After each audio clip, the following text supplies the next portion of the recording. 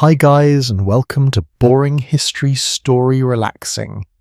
Tonight we step quietly into the frozen world of a medieval army marching through winter.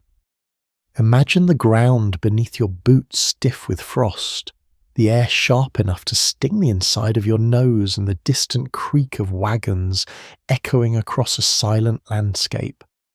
The army around you moves slowly through pale daylight that never seems warm enough. Cloaks flap in the cold wind, horses snort clouds of breath into the grey sky, and somewhere ahead a horn sounds softly to guide the column forward. You are part of this army now, and I should probably warn you early on that if this were a real medieval campaign, you probably would not survive the winter very comfortably. Medieval soldiers did many brave things, but sleeping outside in freezing weather with limited food and almost no proper heating was definitely one of their least glamorous achievements. But before we march any farther into this cold story, let me ask you a small favour. So before you get comfortable, take a moment to like the video and subscribe, but only if you genuinely enjoy what I do here. And if you feel like it, share your location and the local time where you are listening from. It is always fascinating to see how far these quiet bedtime journeys travel across the world. Now dim the lights. The road beneath your boots crunches softly with frost as the army continues its slow winter march. The daylight is already fading, even though it is barely afternoon. Winter days during the Middle Ages feel short and pale, as if the sun itself is reluctant to stay too long in such cold company. Ahead of you stretches a long ribbon of soldiers. Some carry spears that glint faintly in the weak light. Others walk beside wagons piled with barrels, sacks, and bundles of firewood. Horses plod along patiently, their hooves striking the frozen earth with dull thuds. The smell of leather, damp wool, and wood smoke drifts through the air. A widely accepted historical fact is that medieval armies often continued campaigning even during the colder months, despite popular belief that warfare completely stopped in winter. Many commanders preferred to avoid winter battles if possible, but campaigns did not simply pause like a school holiday. Armies still had to move patrol borders and sometimes attempt surprise attacks when enemies least expected it. So here you are, walking along with the rest of the army as the season tightens its grip. The cold has a personality of its own. At first it feels manageable. Your cloak keeps most of the wind away and the steady walking warms your legs. But gradually the chill creeps deeper. Your fingers grow stiff. Your breath becomes visible in small clouds.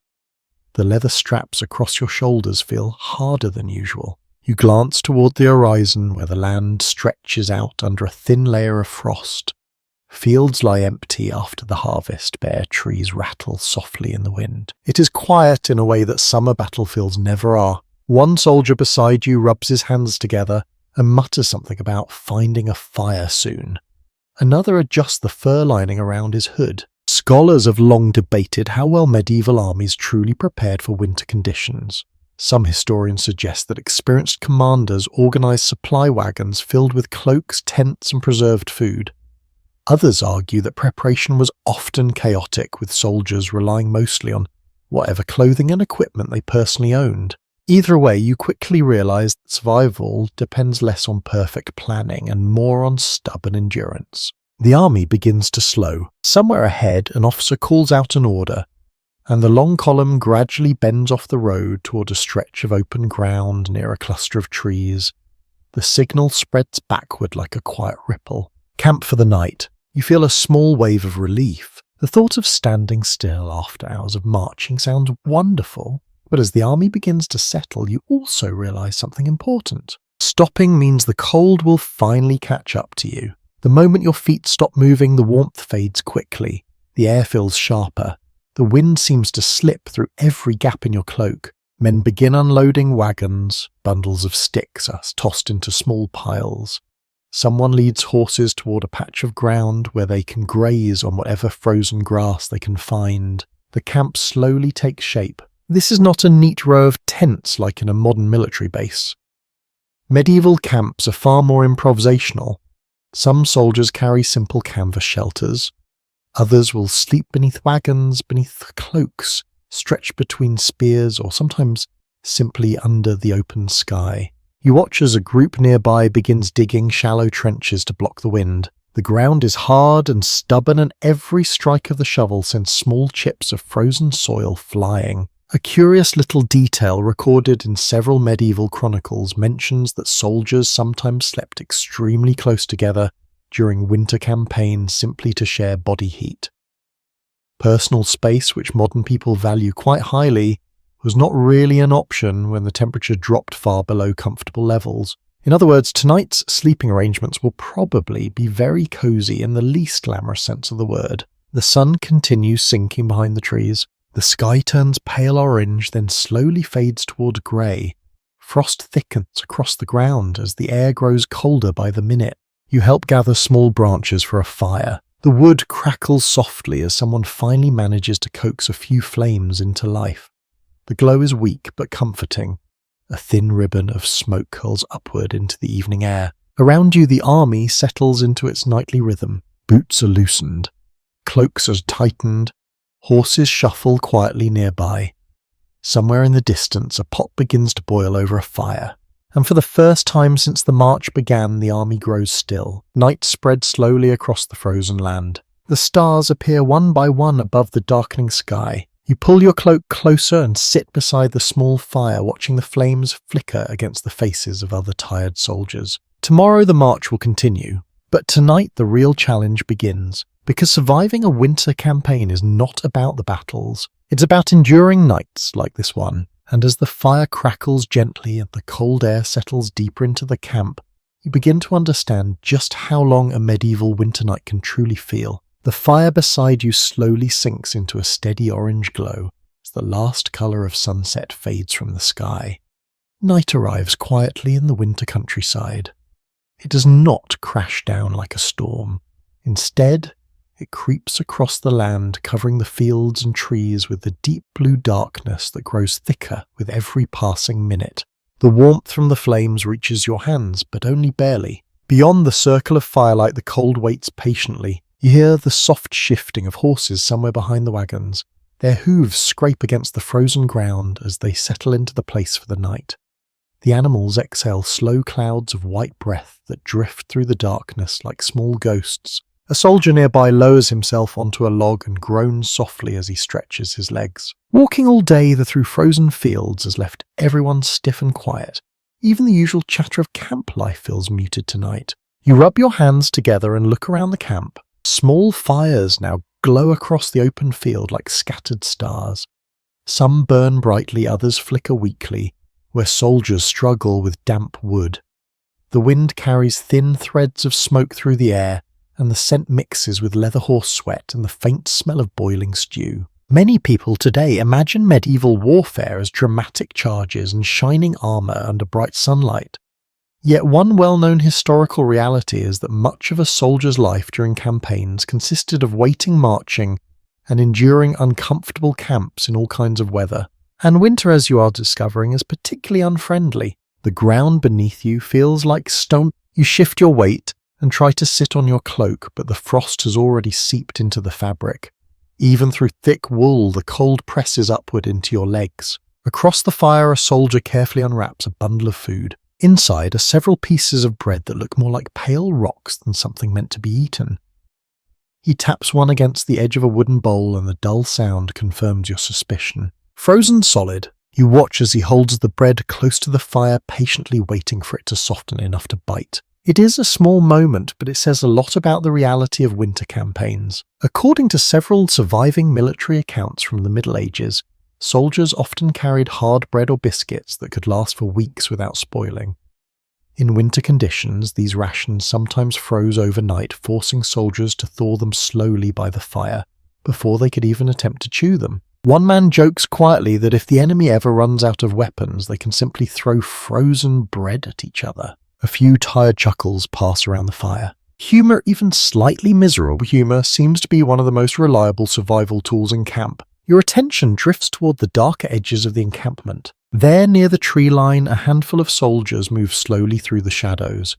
They are gathering more wood while the last bit of light still lingers into the sky. One of them carries a small lantern carefully shielded with his cloak so the glow does not travel too far. Historians still argue whether medieval armies tried to hide their campfire at night during campaigns. Some sources suggest commanders sometimes ordered small fires to reduce the risk of enemy scouts spotting the camp from a distance. Other accounts indicate that warmth usually took priority over secrecy, especially in freezing conditions. Standing out here in the cold, you begin to suspect warmth usually wins that argument. The fire pops softly and sends a small shower of sparks into the air. You stretch your boots toward the heat. Slowly the stiffness in your toes begins to fade. Around the camp, the rhythm of the evening continues. A pot of stew bubbles quietly near another fire. Someone sharpens a knife against a whetstone with slow scraping sounds. Horses stamp their hooves now and then, impatient with the frozen ground. From somewhere in the darkness comes the faint sound of a lute. It is not a polished performance. The musician misses a few notes and the strings buzz occasionally, but the gentle melody drifts across the camp like a warm blanket of sound. A curious little detail recorded in several medieval letters mentions that soldiers sometimes carried small musical instruments during campaigns. Simple flutes, fiddles, or lutes could provide brief moments of comfort during long nights. Even a slightly clumsy tune can feel luxurious when the temperature continues to drop. You pull your cloak tighter around your shoulders. The cold deepens quickly after sunset. The fire helps, but the warmth only reaches a few feet before the winter air swallows it. Beyond the glow, the world looks frozen and silent. One soldier tosses another log onto the flames. The light flares briefly, revealing tired faces around the fire. Thick beards rimmed with frost, red noses, cloaks dusted with the non-snow from the afternoon edge. No one looks heroic. Everyone simply looks determined. You notice a group of men spreading straw on the ground nearby. They form a rough circle, laying their cloaks and blankets on top. This will be their bed for the night. Another historical detail often surprises modern readers. Medieval soldiers rarely slept in neat individual spaces. Instead, they frequently slept close together for warmth, especially during winter campaigns. Sharing body heat was sometimes the most reliable insulation available. You suspect personal comfort was not the priority. The wind shifts, suddenly sweeping across the open field. The fire flickers and leans sideways.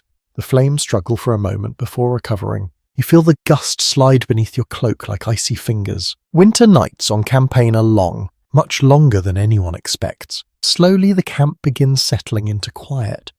Conversations fade. Some soldiers curl into their blankets. Others remain awake, staring into the flames as if trying to memorize the warmth. Above you the sky has turned perfectly clear. The stars shine sharply against the blackness, bright enough to reflect faintly off the frost that covers the ground. Somewhere at the edge of camp, a guard calls softly to another sentry, confirming that the watch has begun. Because while many soldiers sleep tonight, someone must remain awake. You stretch out beside the dying fire, pulling your cloak over your shoulders. The ground is hard. The air is cold. But for now, at least, you are still warm enough to close your eyes. And as the sounds of the camp fade slowly into the frozen night, you begin to understand that surviving winter on campaign is not about comfort at all. It is about patience and the ability to endure one long night after another.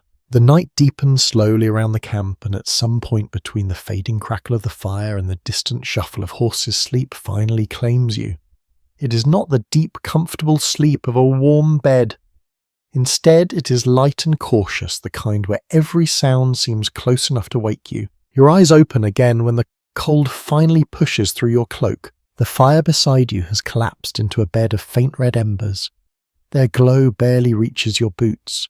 The warmth that felt so comforting earlier has almost completely vanished. You shift slightly and immediately feel the frozen ground beneath your shoulder. Sleeping on earth that has spent the entire day absorbing winter cold is not a particularly restful experience. Even through layers of woolen straw, the chill seeps upward slowly but persistently. Around you the camp lies in a quiet that feels almost fragile. A few soldiers snore softly, others murmur in their sleep. Somewhere nearby, a horse gives a low, restless huff. Above everything stretches the enormous winter sky. The stars look sharper than usual tonight, glittering like tiny pieces of ice. Their cold light reflects faintly across the frosted grass and the scattered shapes of sleeping men. A sudden voice cuts gently through the silence. Watch change. 2 guards pass near the edge of the firelight. One rubs his hands vigorously while the other pulls his cloak tighter before walking toward the darker perimeter of the camp. Standing watch in winter is widely considered one of the most difficult duties a soldier could face. While the rest of the army at least attempts to sleep, the guards remain awake for hours, standing still in freezing air while scanning the darkness for movement. A common historical record from medieval military ordinances confirms that night watches were carefully organised in rotating shifts. This allowed soldiers to take turns guarding the camp, though even a short shift in freezing weather could feel endless. You sit up slowly, brushing frost from your cloak. The cold air nips immediately at your face. Your breath forms small drifting clouds in front of you. Several soldiers nearby are already awake, quietly adding more wood to a newly revived fire. The flames catch slowly, licking along thin branches before spreading into a small, steady blaze. The warmth is welcome. One man kneels beside the flames, rubbing his boots and flexing his fingers. Another soldier takes a small shovel and begins working at the ground near the fire. At first you wonder what he's doing. Then the purpose becomes clear. He is digging a shallow trench. Medieval soldiers often modified their camps in surprisingly practical ways to fight the cold. Digging small depressions in the earth could help shield fires from wind or create slightly warmer sleeping spaces by lowering the body below the level of the coldest gusts. It is not luxury, but it is clever. You stand and walk a few steps across the camp. The frozen grass crunches beneath your boots. Near the wagons, a group of soldiers is building a simple windbreak using wooden shields and branches. They wedge the shields upright in the ground, then pile brush against them to block the wind that sweeps across the open field. Another improvising.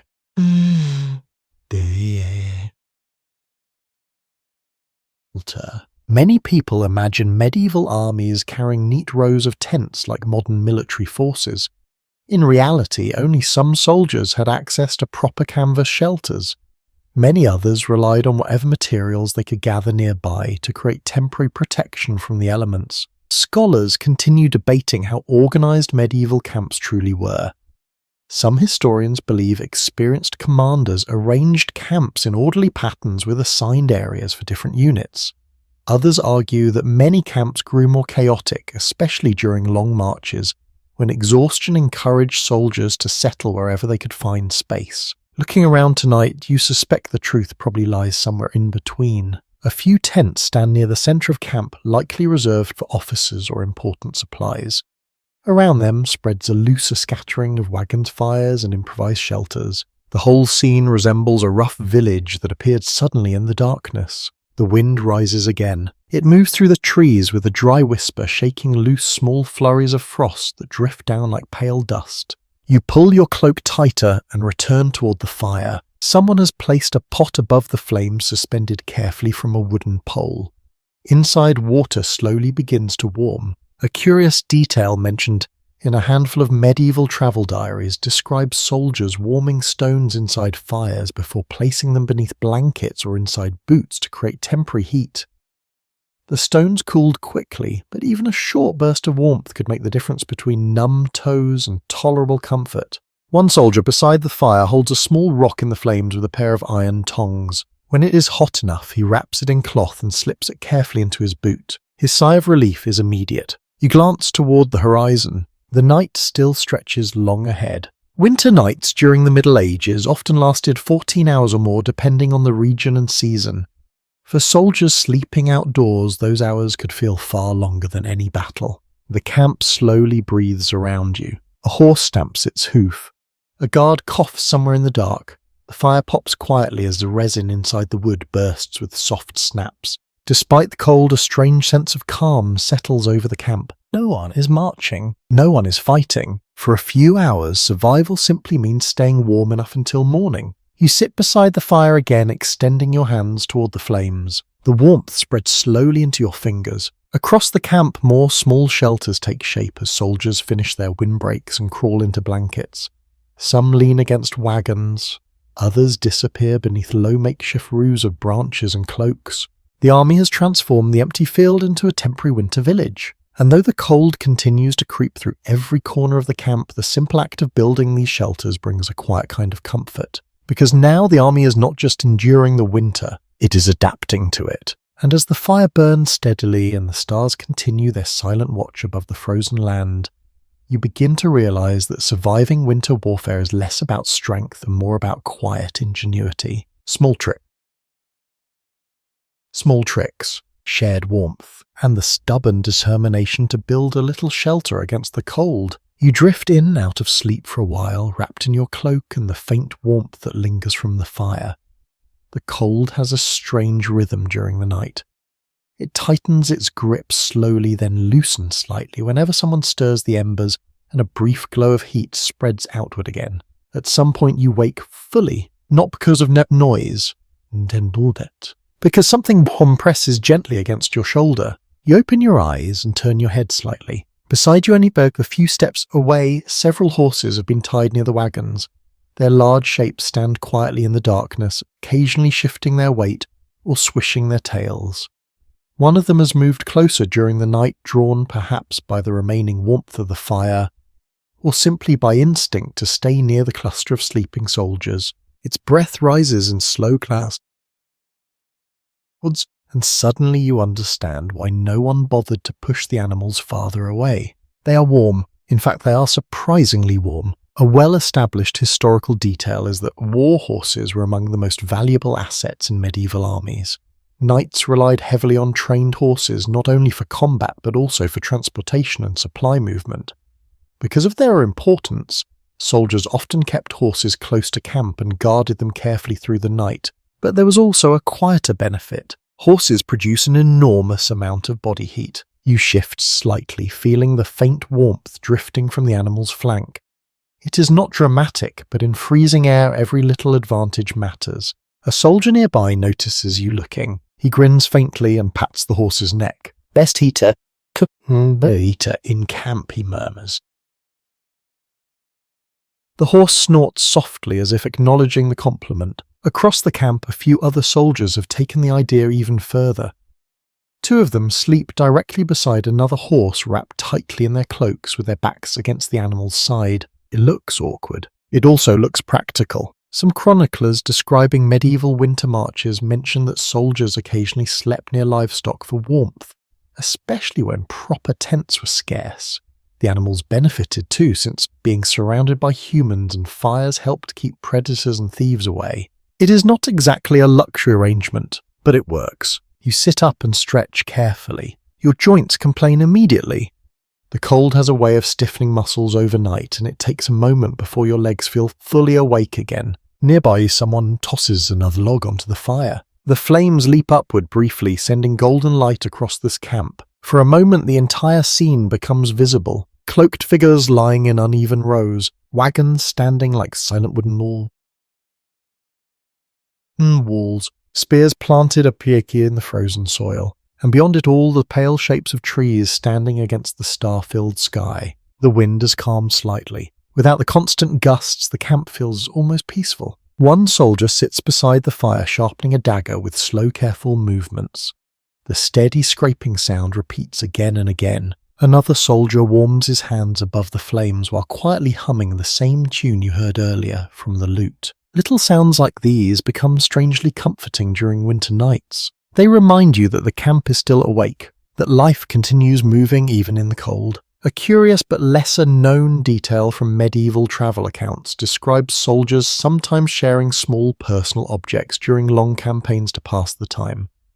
Dice-carved bone tokens or even simple riddles could circulate among groups of soldiers as a way to stay alert during cold evenings. Sure enough, two men beside the wagon now roll a pair of small dice across a wooden board. The clicking sound echoes softly. They whisper their wagers in low voices so they do not wake the others. No one seems particularly interested in winning. The game itself is simply something to do while the hours pass. You glance toward the horizon. The night is still deep, but something has changed. The stars no longer feel quite as sharp. Perhaps the cold has eased slightly, or perhaps your body has simply grown used to it. Experts who study medieval warfare often discuss how critical animals were to an army's survival during campaigns.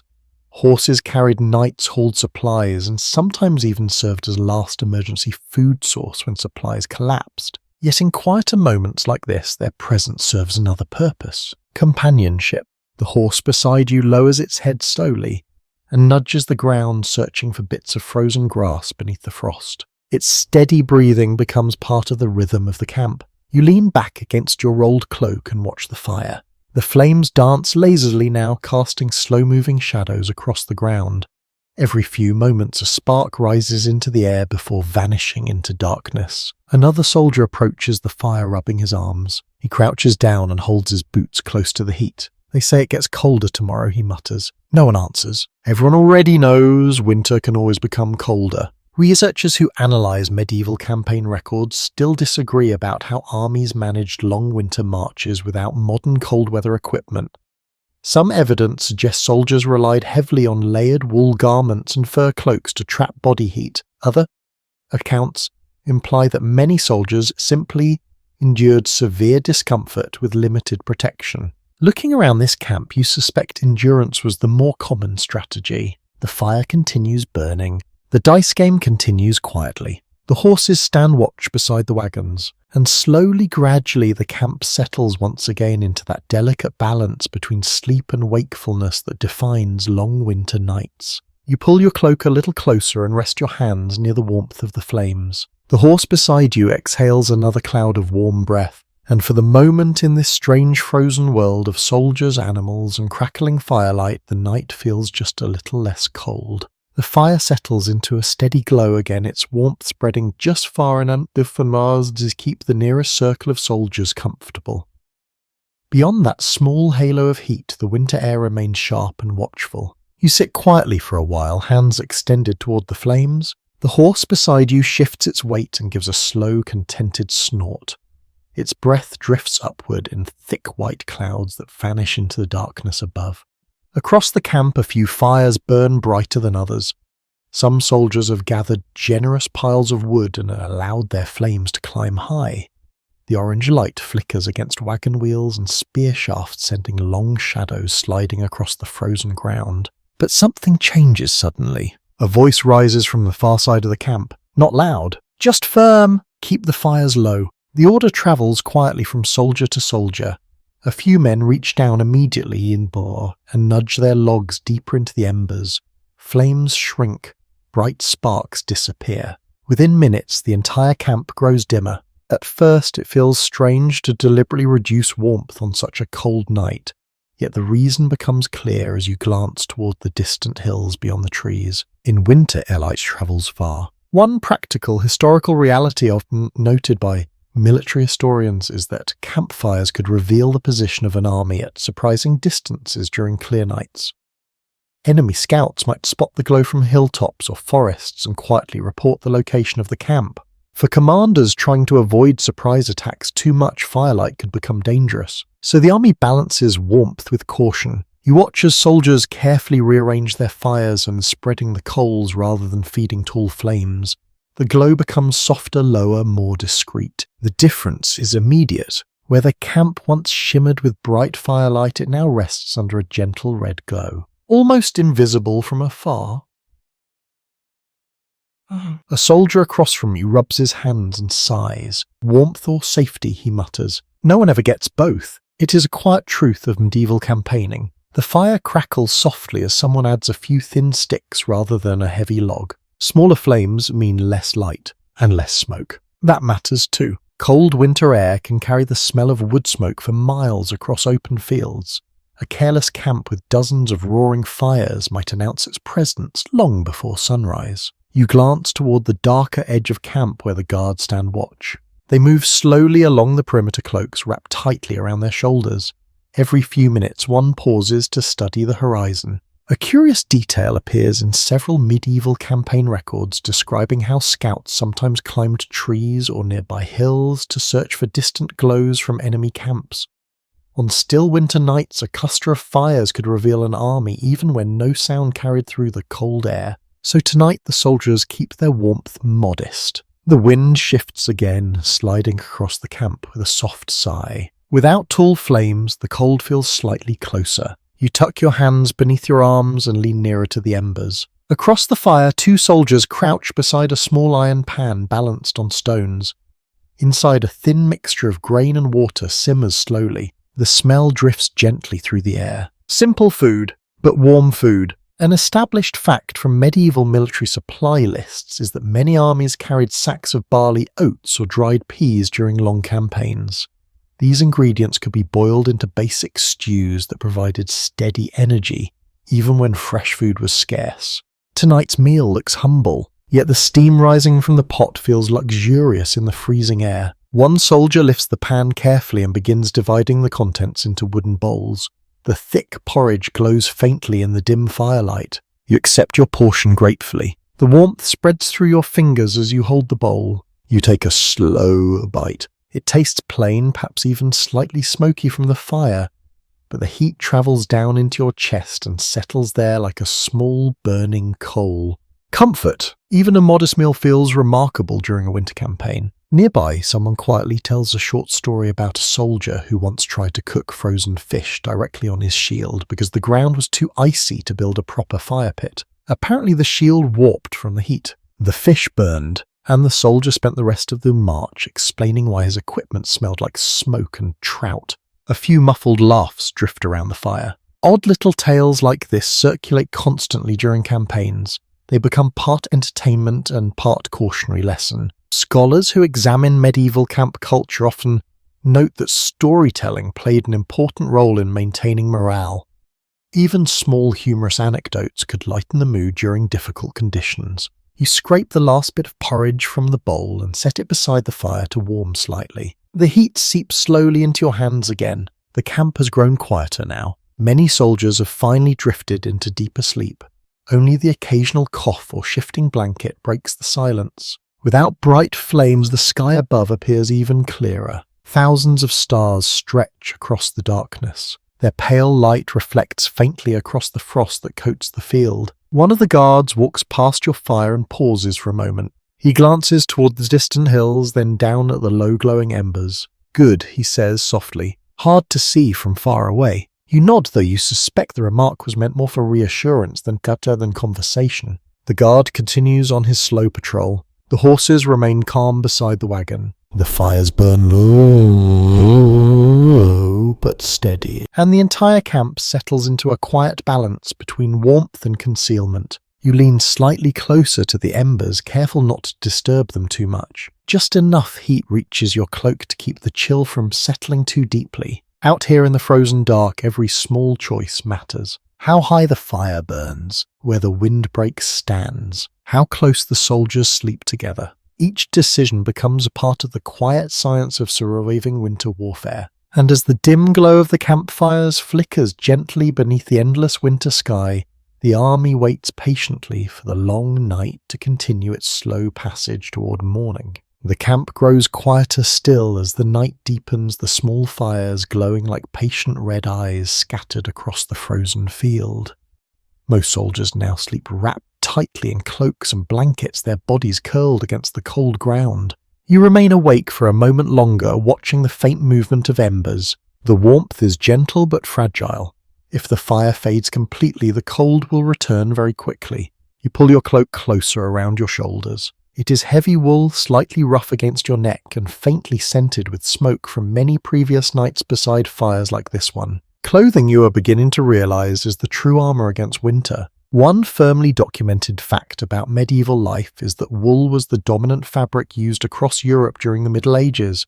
Wool retained heat well even when damp, which made it particularly valuable for soldiers who spent long weeks exposed to weather during campaigns. You run your fingers along the thick fold of the cloak. The fabric traps warm air beneath it, creating a small shield against the surrounding chill.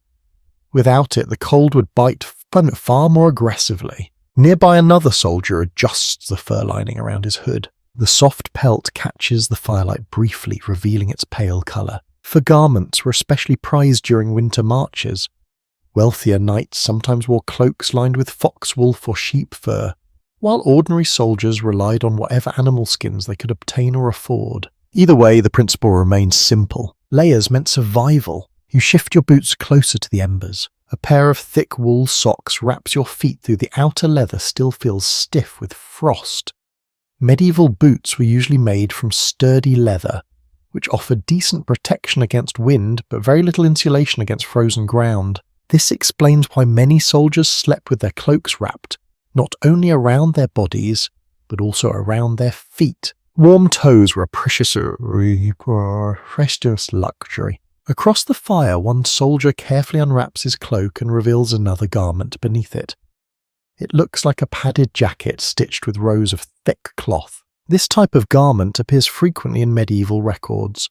Known in some regions as a gambeson, it was primarily designed as armor padding beneath metal protection, but during winter campaigns it also provided valuable insulation against the cold. The soldier pats the padded fabric proudly. "Best thing I own," he whispers to no one in particular. You cannot blame him. Even in the dim firelight, the extra layers look wonderfully warm. Another soldier nearby shakes his cloak vigorously, sending a small cloud of frost crystals drifting into the air. A curious observation appears in several medieval letters written by travellers during winter journeys. They describe how wool cloaks sometimes gathered frost overnight from the moisture in a person's breath, especially when sleeping outdoors in freezing temperatures. By morning, garments could appear lightly dusted with ice. You glance down at your own sleeve. Sure enough, a faint shimmer of frost sparkles along the fabric. It looks almost decorative, but it certainly does not feel comfortable. A gentle breeze slips across the camp, again stirring the edges of cloaks and blankets. The wind is not strong yet, it carries enough cold to remind everyone that winter still holds the advantage. You pull your hood forward. The world becomes quieter beneath the thick fabric. Just the soft pop of embers, the distant shuffle of hooves, and the slow breathing of soldiers who have finally fallen asleep. Across the camp, someone coughs and rolls over beneath a blanket. Another soldier sits briefly beside a fire to adjust the wrapping around his hands before lying down again. Even small patches of exposed skin must be protected. Experts who study medieval clothing traditions continue discussing how effective these garments truly were during harsh winters.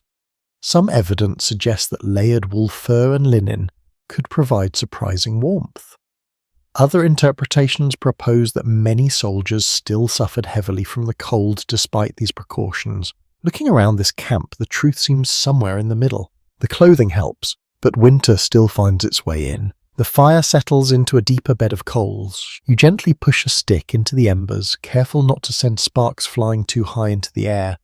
The wood catches, slowly adding just enough flame to restore a small circle of warmth. Your hands feel better now. Across the camp, the horses stand quietly with their heads lowered. Their thick winter coats glisten faintly beneath the starlight. Nature has given them a better defense against the cold than most humans possess. One horse shakes its mane suddenly, scattering tiny flecks of frost from its hair. The sound echoes softly through the stillness. You lean back slightly and study the camp once more. Cloaks layered over cloaks, blankets folded beneath tired wages, boots tucked close to embers. Every small detail contributes to a simple goal: staying warm enough until dawn. Another soldier rises briefly and walks past the fire, adjusting the strap of a heavy wool belt around his waist. Belts were surprisingly useful during winter nights. Soldiers often tightened them slightly to keep cloaks and layered garments from shifting while they slept, helping trap warm air close to the body. Practical solutions like this develop slowly through experience. Winter had been teaching soldiers these lessons for centuries. You stretch your fingers once more toward the embers. The warmth creeps slowly through your gloves and into your palms. For the moment, it is enough. The camp lies still under the enormous winter sky. Fires glow low, cloaks rustle softly, and beneath all those layers of wool, fur, and determination, the army continues its quiet struggle against the long cold night. The fire beside you has settled into a quiet bed of glowing coals again, the kind that radiates steady warmth without bright flames. You stretch your hands toward it, savouring the heat that slowly returns to your fingers. Around the camp, a few soldiers begin to stir. Not because morning has arrived. The sky is still thick with stars. But hunger has a way of waking people even in the coldest hours of the night. One man near the wagon lifts the lid from a wooden crate and pulls out a cloth bundle. He unwraps it carefully, revealing several round loaves of bread that look suspiciously rigid. He taps one gently against the edge of the crate. The sound is unmistakable. Hard. Very hard. You watch him hold the loaf closer to the fire, turning it slowly above the embers. After a minute, he presses a thumb into the surface and nods with quiet satisfaction. Progress. Bread was one of the most essential foods carried by medieval armies. Surviving supply records from several European kingdoms show that soldiers often relied on dense loaves or hardened biscuits that could last for weeks during long marches. But winter introduces a small complication. When temperatures drop low enough, bread becomes something closer to construction material. You take a loaf offered by another soldier and try tapping it lightly with your knuckles. It barely gives. Someone chuckles softly. Careful, he whispers, might break your hand. You crouch near the fire and hold the bread above the warmth, rotating it patiently just as the others do. Slowly the crust softens. The smell of toasted grain drifts upward. Across the camp, several other fires now host similar scenes. Soldiers warming frozen bread, turning stiff loaves back into something resembling food. The quiet routine feels strangely communal. A lesser-known detail preserved in some medieval household records suggests that extremely hard bread was sometimes intentionally baked in ways that allowed it to last longer during travel.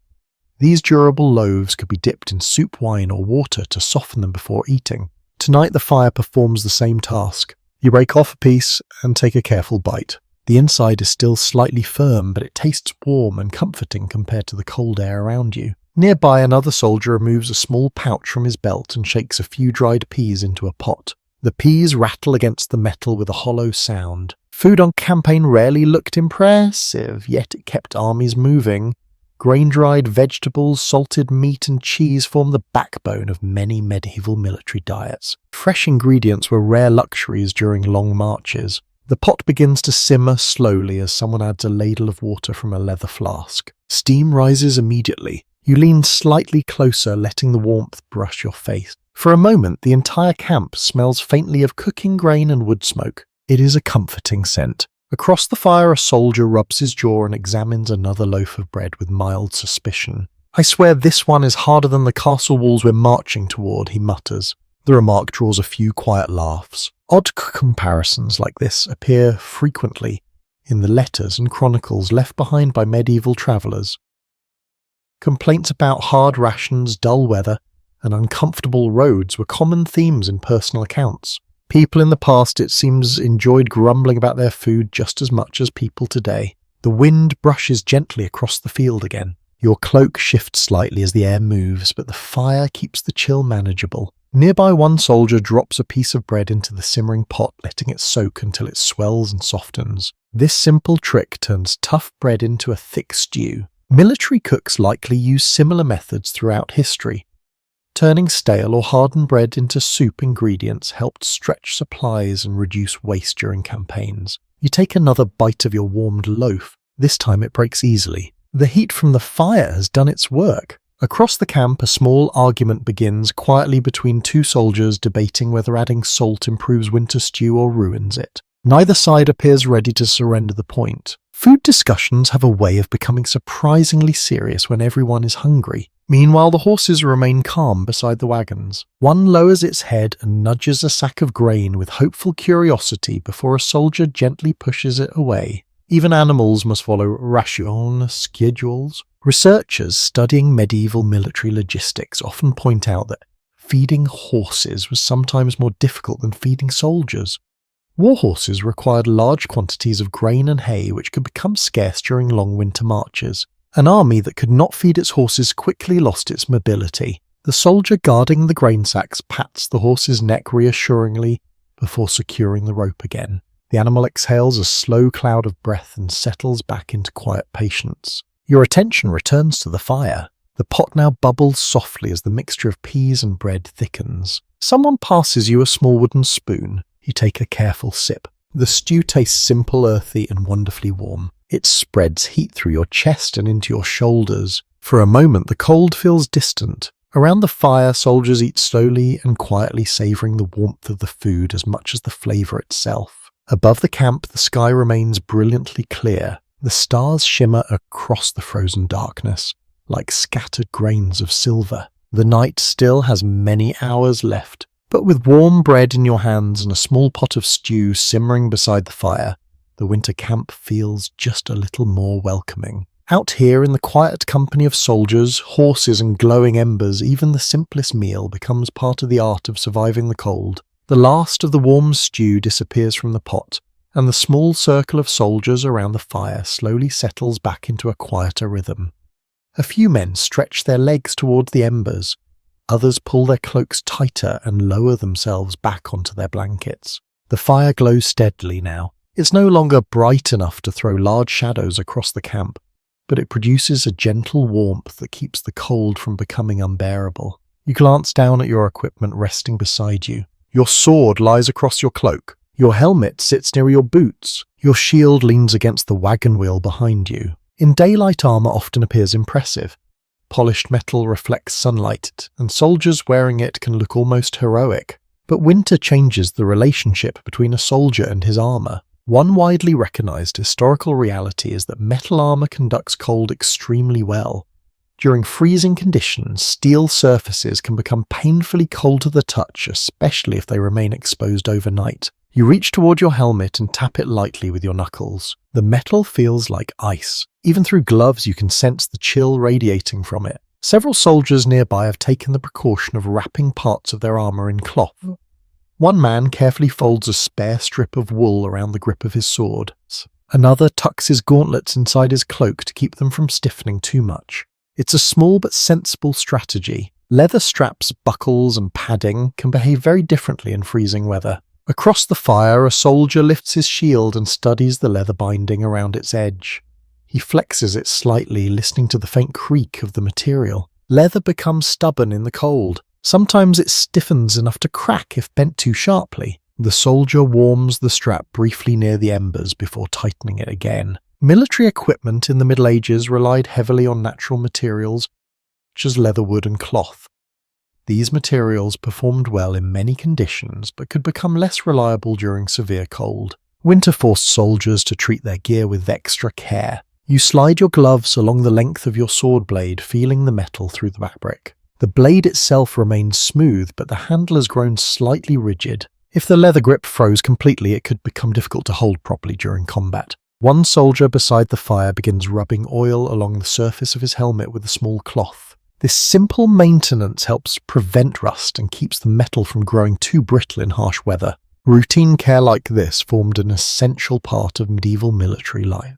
A detail preserved in several surviving training manuals mentions that soldiers were expected to maintain their weapons regularly even during campaigns.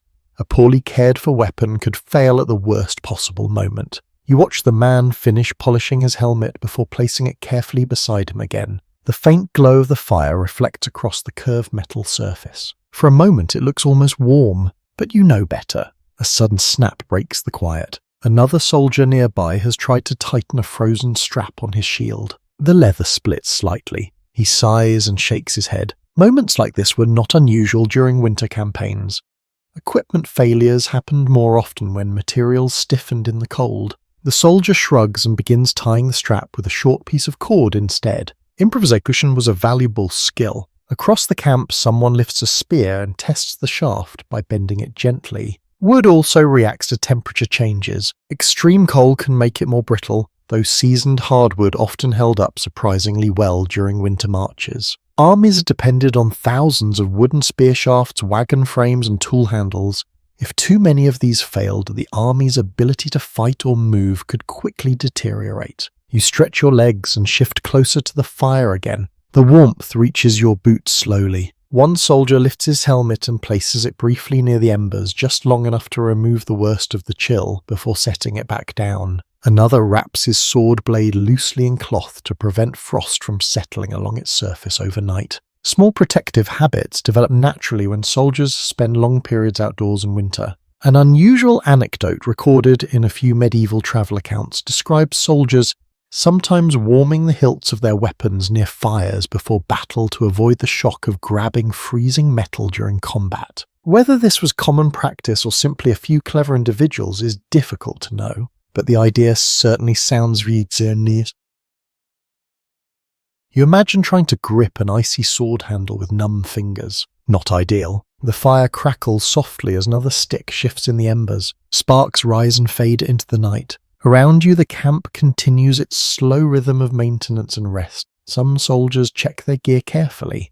Others simply sleep, trusting that their equipment will survive the cold until morning. The horses remain quiet near the wagons. Their thick winter coats protect them far better than metal armor protects the men beside them. You rest your hands near the warmth again. The sword beside you gleams faintly in the dim firelight. Winter has turned the battlefield into a different kind of challenge. It is no longer just about tactics or strength. Now every strap, every buckle, every piece of metal must survive the cold. And as the soldiers settle once more beside their fires, quietly tending both their warmth and their weapons, the long, frozen night continues its slow and patient march toward dawn.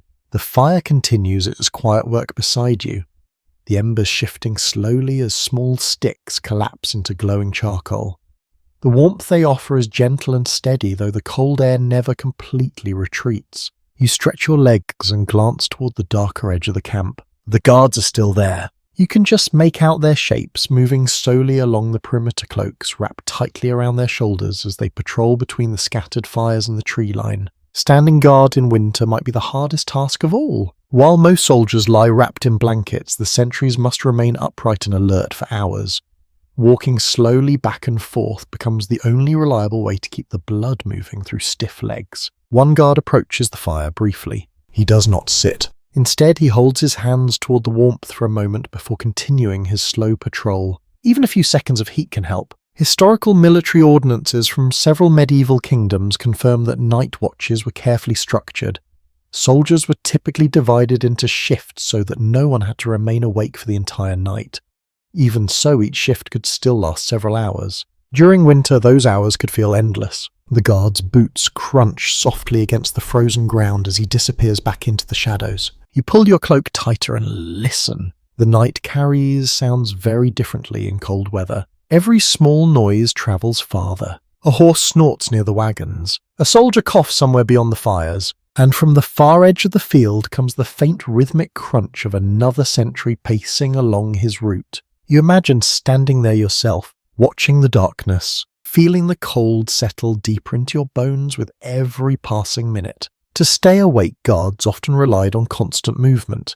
Walking short loops, stamping their feet or shifting their weight helped keep circulation flowing. Without movement, numbness would arrive quickly. Across the camp, two sentries pause briefly near each other. They exchange a few quiet words. Then one continues his patrol while the other turns toward a different section of the perimeter. The system works like a slow-moving chain of watchers, each responsible for a small stretch of ground. In medieval warfare, night attacks were rare, but certainly not impossible.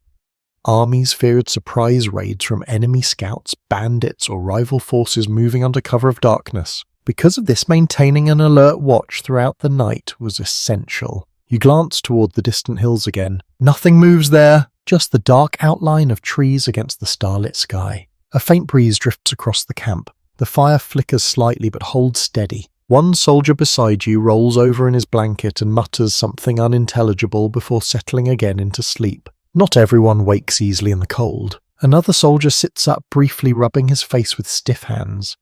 He adds a small branch to the embers before lying down again. Even those off-duty often help maintain the fires. A curious observation appears in several medieval chronicles, describing how soldiers sometimes developed quiet signals during night watches.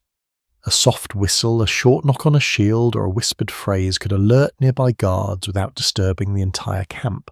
Such small precautions helped maintain security while preserving precious sleep. You hear something like that now. A faint tapping sound, 2 light knocks against wood. Somewhere beyond the wagons, another guard responds with the same signal. Just a simple confirmation that everything remains calm. The system is subtle but reassuring. You shift closer to the embers again. The warmth touches your boots and slowly spreads upward. Across the camp, the fires have burned lower. Most now resemble small glowing islands rather than tall flames. This suits the soldiers fine. Lower fires mean less light, which means less chance of drawing attention from afar. The horses remain calm, occasionally shifting their hooves or shaking frost from their manes. Animals can sometimes sense danger before humans do so. Their quiet behaviour provides an extra measure of comfort. One of the guards passes near the horses and pauses to adjust the rope tying them to the wagon. The animals snort softly but remain cooperative. After checking the knots, the guard resumes his slow walk along the edge of camp. His silhouette moves steadily across the frost.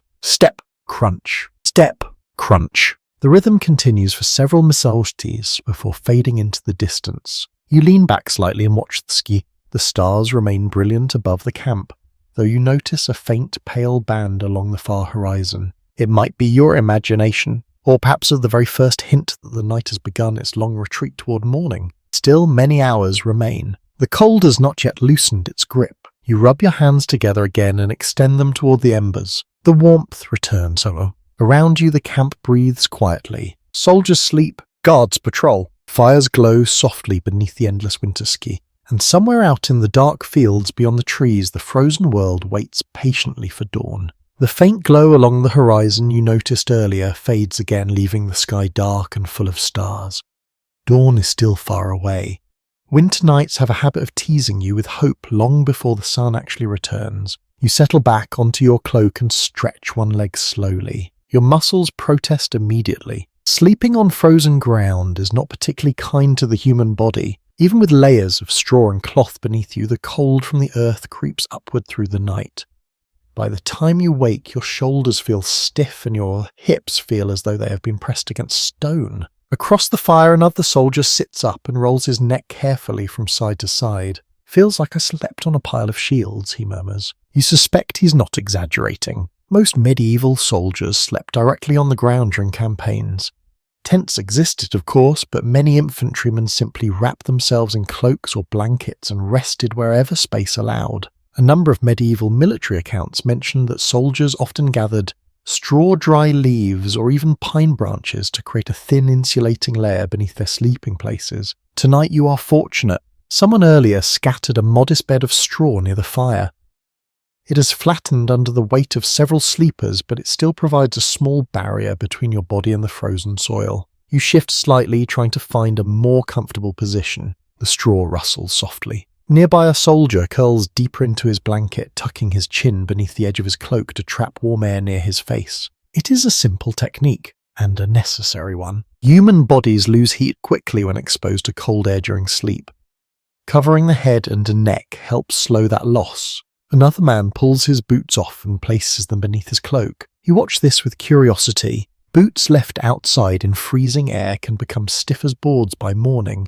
By sleeping with them tucked inside a cloak or blanket, soldiers could keep the leather slightly warmer and easier to wear at dawn. It may not look elegant, but it is very practical. You glance toward your own boots. Perhaps you should do the same. A soft breeze slides through the camp again. The air carries a faint scent of smoke, leather, and horses. Strangely comforting smells now. One soldier shifts closer to the embers and adjusts the small pile of straw beneath him. It reminds you that the arrangement of sleeping places matters more than it might appear. Researchers who examine medieval military practices often note that experienced soldiers chose their sleeping spots carefully. Proximity to a fire provided warmth, but too close and sparks might damage clothing. Too far away and the cold became difficult to endure. Finding the right distance required experience. You glance around the camp. Some men sleep beside wagons using the wooden sides as windbreaks. Others have positioned themselves near shields stuck upright in the ground to block the breeze. Improvised shelter appears everywhere. A small but amusing observation recorded in several medieval travel journals mentions that soldiers sometimes slept with their feet pointed toward the fire rather than their heads. The logic was simple. If a spark landed on your boots, little harm was done. If it landed on your hair, the results could be rather dramatic. You quietly rotate your position so that your boots face the embers. Just in case. Across the fire, one soldier snores steadily beneath a mountain of blankets and cloaks. Another man lies awake, staring at the sky, perhaps counting stars or simply waiting for morning. Long nights invite strange habits. You notice a pair of soldiers lying back to back beneath a shared blanket. Their cloaks overlap in a careful arrangement that traps warmth between them. Sharing heat like this was not uncommon. Cold weather encourages cooperation. Experts who study medieval living conditions often emphasize that warmth during winter depended less on advanced technology and more on clever use of available materials. Wool, straw, leather, fur, and simple body heat formed the foundation of survival strategies. Looking around this camp, you can see every one of those elements at work. A soldier nearby wakes briefly and adds a few sticks to the embers. The fire brightens slightly. Warm light spreads across the flattened straw and sleeping cloaks. You feel the heat reach your boots again. It helps. Not enough to make the ground comfortable, but enough to make it tolerable. The sky above remains brilliant with stars. The cold air preserves their clarity, making each one shine like a tiny crystal. You pull your cloak higher around your shoulders and rest your head on your folded arm. Your body slowly adjusts to the hardness beneath you. Your breathing steadies. Across the camp, the guards continue their slow patrol. The horses shift quietly. The embers glow, and although the frozen ground beneath you still feels unforgiving, you begin to realize something important. Medieval soldiers did not expect comfort during winter campaigns. They aimed only for endurance. A little straw, a careful position near the fire, a cloak wrapped tightly around the shoulders. Small details like these allowed thousands of soldiers throughout history to sleep beneath the open sky, even when the earth itself felt colder than this. You close your eyes again, letting the faint warmth of the embers reach your boots. The night continues, and somewhere far beyond the frozen fields, the slow promise of morning waits patiently beyond the horizon. The fire burns quietly beside you, the embers glowing with a steady warmth that feels almost hypnotic. For a while you simply watch the slow movement of the coals. Occasionally a small piece of wood collapses inward and sends a brief flare of orange light across the nearby cloaks and shields. The camp rests in a fragile balance between sleep and wakefulness. Some soldiers lie completely still, breathing deeply beneath their blankets. Others stir now and then, shifting position when the cold presses too strongly against one side of the body. A few remain awake beside the fires, not because they must stand guard, but because sleep comes slowly on nights like this. One soldier across from you leans forward and pushes a stick into the coals. A thin flame rises, casting soft light across the circle of faces around the fire. Someone passes him a small wooden cup. He drinks, wipes his mouth with the back of his glove, and passes the cup along. Inside the cup is a dark liquid that smells faintly sour and warm. Ale. A detail preserved in numerous medieval supply records shows that ale was commonly issued to soldiers during campaigns when available. The drink provided calories, warmth, and often a slight lift in mood after long days of marching. The cup reaches you. You take a small sip. It tastes mild, a little smoky from the cup's wooden rim, and pleasantly warm. The warmth spreads through your chest, not enough to banish the cold, but enough to soften it. The cup continues its quiet journey around the circle. No one drinks too much, so applies are limited and every drop matters. The fire crackles softly. Across the camp, another group of soldiers gathers near their own fire. Their voices drift faintly through the still air. Stories. Soldiers have always told stories while waiting. One man begins describing a castle siege he claims to have survived several years ago.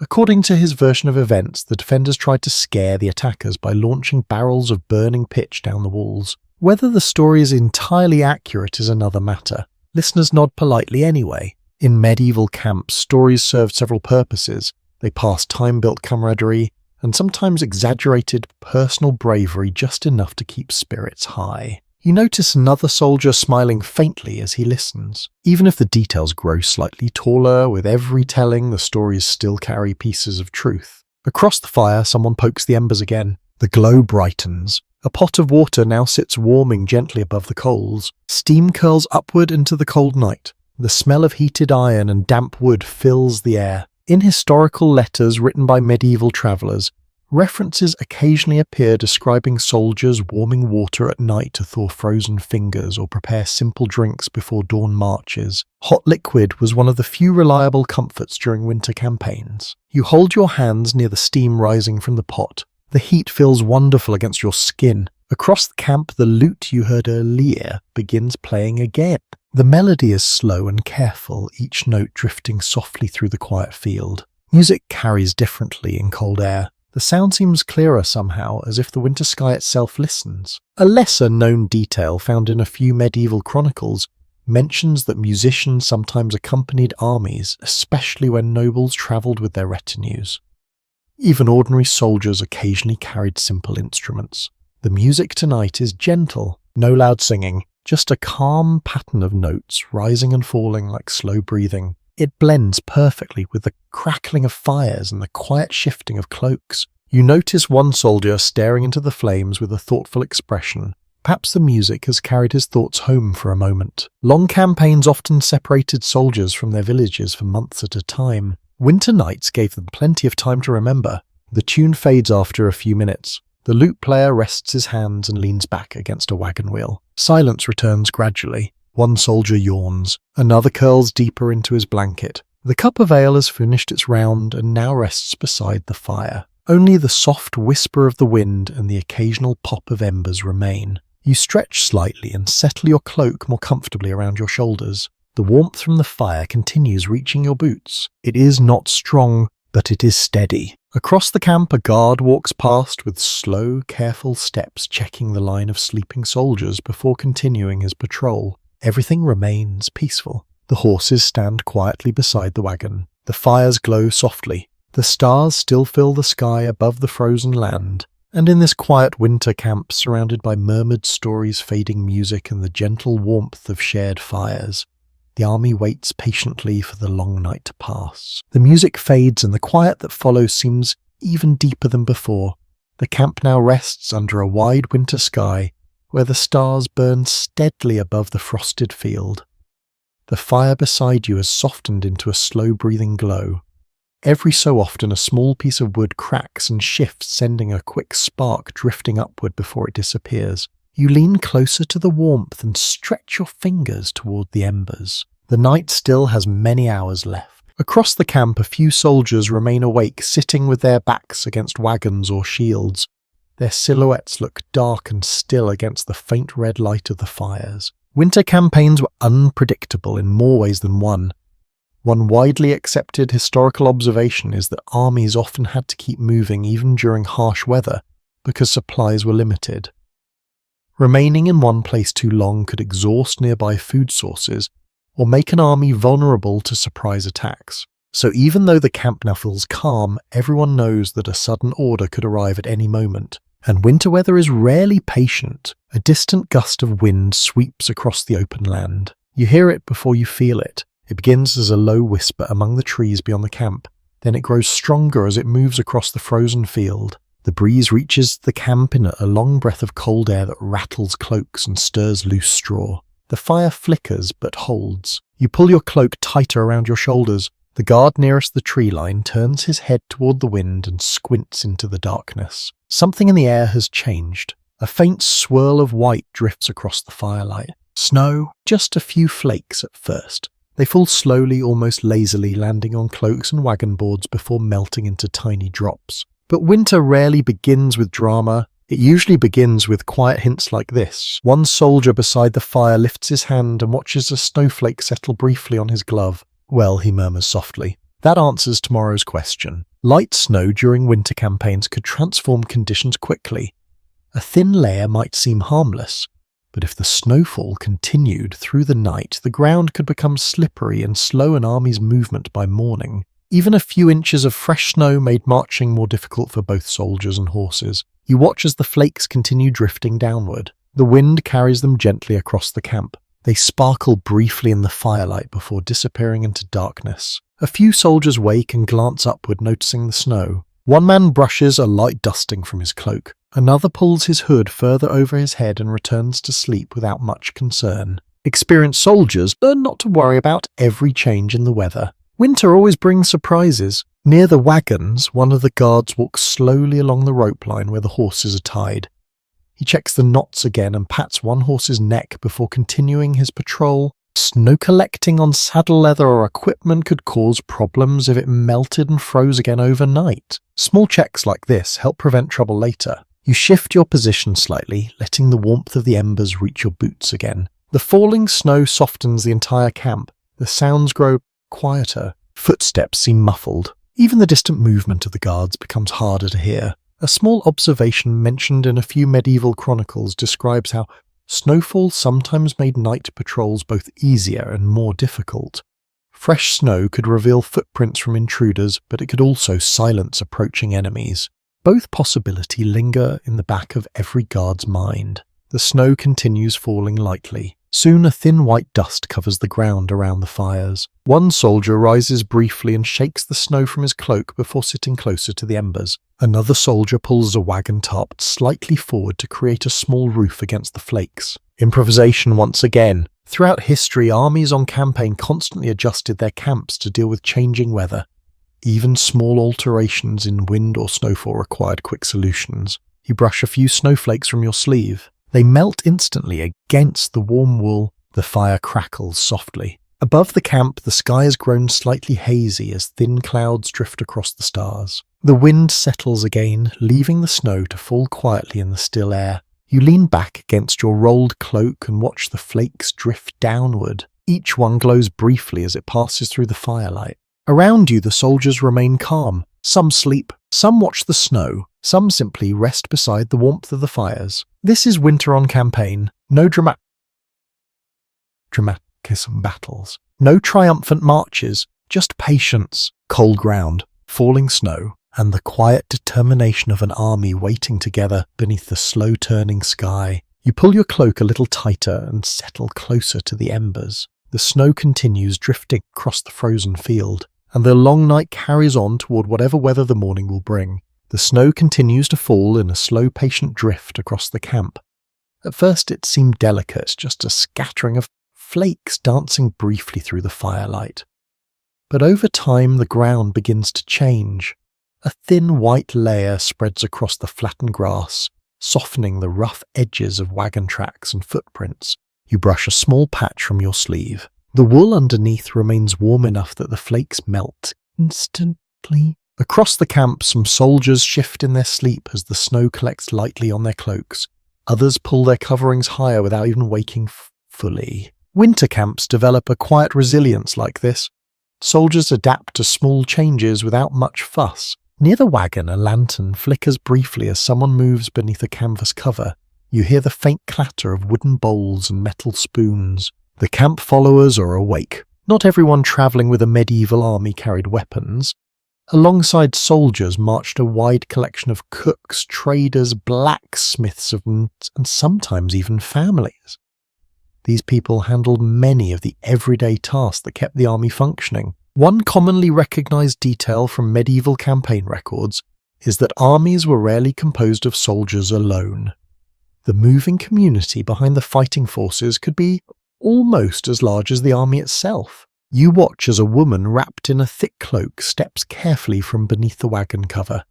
She carries a small basket and moves toward one of the fires where a few soldiers are already warming their hands. Inside the basket are several onions and a small bundle of dried herbs. Even simple ingredients could transform the flavour of a meal. The soldiers greet her quietly as she kneels beside the pot still resting near the embers. Soon the scent of onions begins to drift through the cold air. It is a surprisingly rich smell after so many hours of smoke and froth. Nearby, a boy, perhaps no older than 12, drags a small bundle of sticks toward the fire. He works carefully, adding thin branches to keep the coals alive without creating large flames. Children sometimes travelled with medieval camps, usually as helpers or apprentices.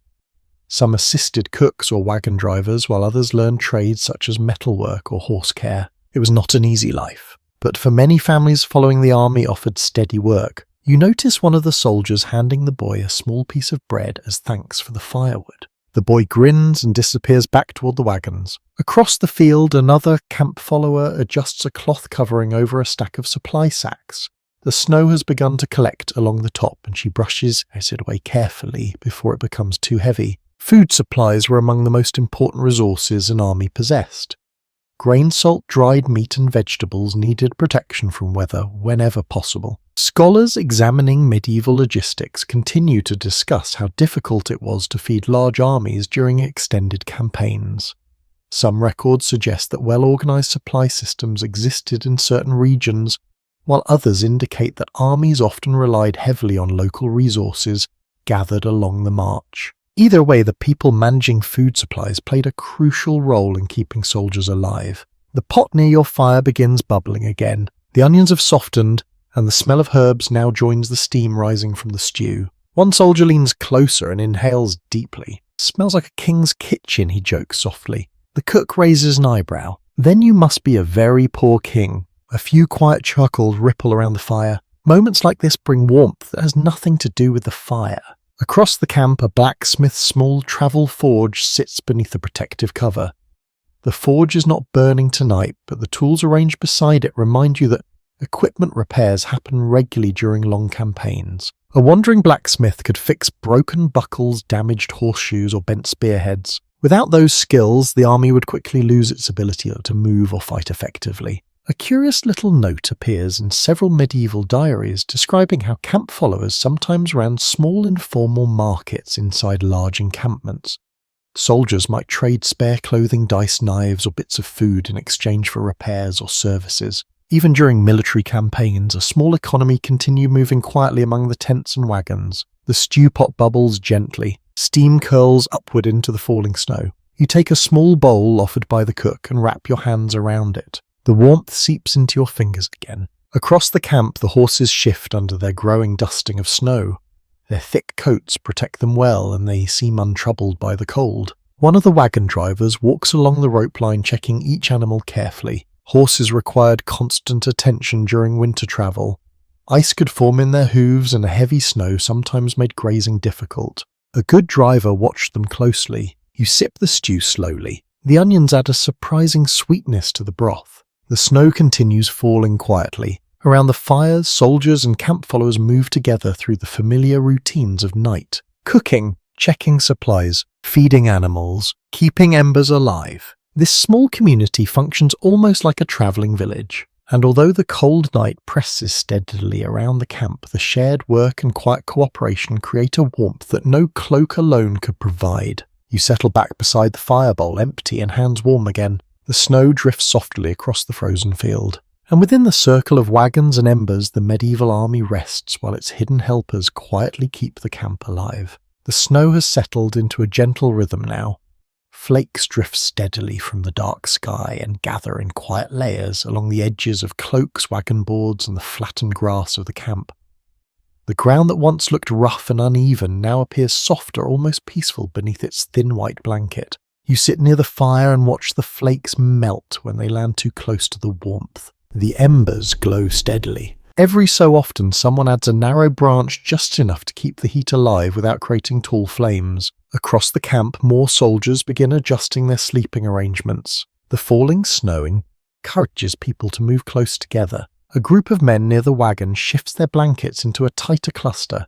They sit shoulder to shoulder for a moment while rearranging cloaks and straw before settling down again. Soon they form a small mound of overlapping wool and leather. Crowded, but warmer. A well-documented reality of winter travel in earlier centuries is that people often relied on shared body heat to survive cold nights.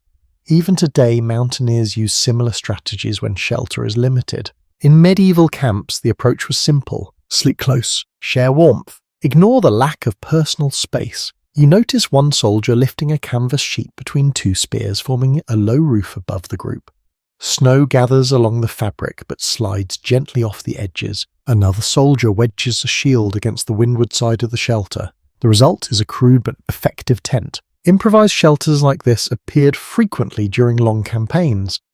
Soldiers used whatever materials were available to block wind and trap heat around their sleeping places. Branches, shields, wagons, even piles of gear could be part of a temporary wall against the cold. You glance toward another cluster of soldiers on the far side of the fire.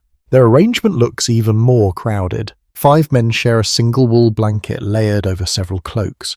Their boots stick out from beneath the edge like a row of dark shapes. Yet none of them appear uncomfortable. The warmth trapped beneath that heavy fabric must be considerable. An interesting observation found in a few medieval travel narratives mentions that soldiers sometimes slept almost packed together during winter marches, creating what one writer humorously described as a human stove. It may not sound glamorous, but it certainly worked. One man near the fire adjusts his position carefully so that his back presses against the shoulder of the soldier beside him. The two exchange a brief nod. No words needed. Everyone understands the arrangement. Across the camp, someone shakes a blanket to remove the light dusting of snow that has settled across it. The flakes scatter into the firelight and vanish. Another soldier pulls a wagon slightly forward to create a barrier against the wind. The wooden wheels groan softly against the frozen ground. Practical adjustments like these appear everywhere you look. Experienced soldiers quickly learned how to shape their surroundings to survive winter conditions. Even the direction of the wind mattered. Sleeping with your back toward the breeze helped protect your face from icy gusts during the night. You shift your own cloak slightly, making sure the thicker fold covers your neck. The difference is immediate. The cold air no longer slips down the vide collar quite as easily. Nearby, one soldier warms his hands before crawling beneath the shared blanket beside two others. The fabric rises and settles as they adjust themselves. Soon the entire bundle grows still. Above them, the snow continues falling quietly. Across the field, the guards remain in motion. Their footprints form narrow paths along the outer edge of the camp. Fresh flakes quickly soften the marks behind them. One Guisard pauses beside a wagon where two soldiers sleep beneath a canvas shelter. He studies the roof, carefully brushing away a small pile of snow so the fabric does not sag too heavily. Then he moves on. Even the guards contribute to the quiet work of keeping the camp safe and comfortable. You lean closer to the embers again. The warmth touches your boots and spreads slowly through the thick wool socks inside. Across the camp, more shelters have appeared as soldiers stretch cloaks between spears or lean shields against wagons. From above, the encampment might resemble a patchwork of small white shapes scattered across the snow, each one protecting a handful of tired travellers. The fire pops softly. A brief swirl of spark rises and fades. You tuck your hands beneath your arms and watch the snow continue its gentle descent. Despite the cold, there is something peaceful about the scene. No marching. No shouting orders, just soldiers wrapped in blankets sharing warmth beneath the quiet sky. You notice how the camp now breathes slowly like a single living thing. The fires glow, the shelters hold, the snow falls, and within that fragile network of wool canvas shields and human warmth, the army settles deeper into its winter night. The snow continues its slow descent and the camp seems quieter than ever.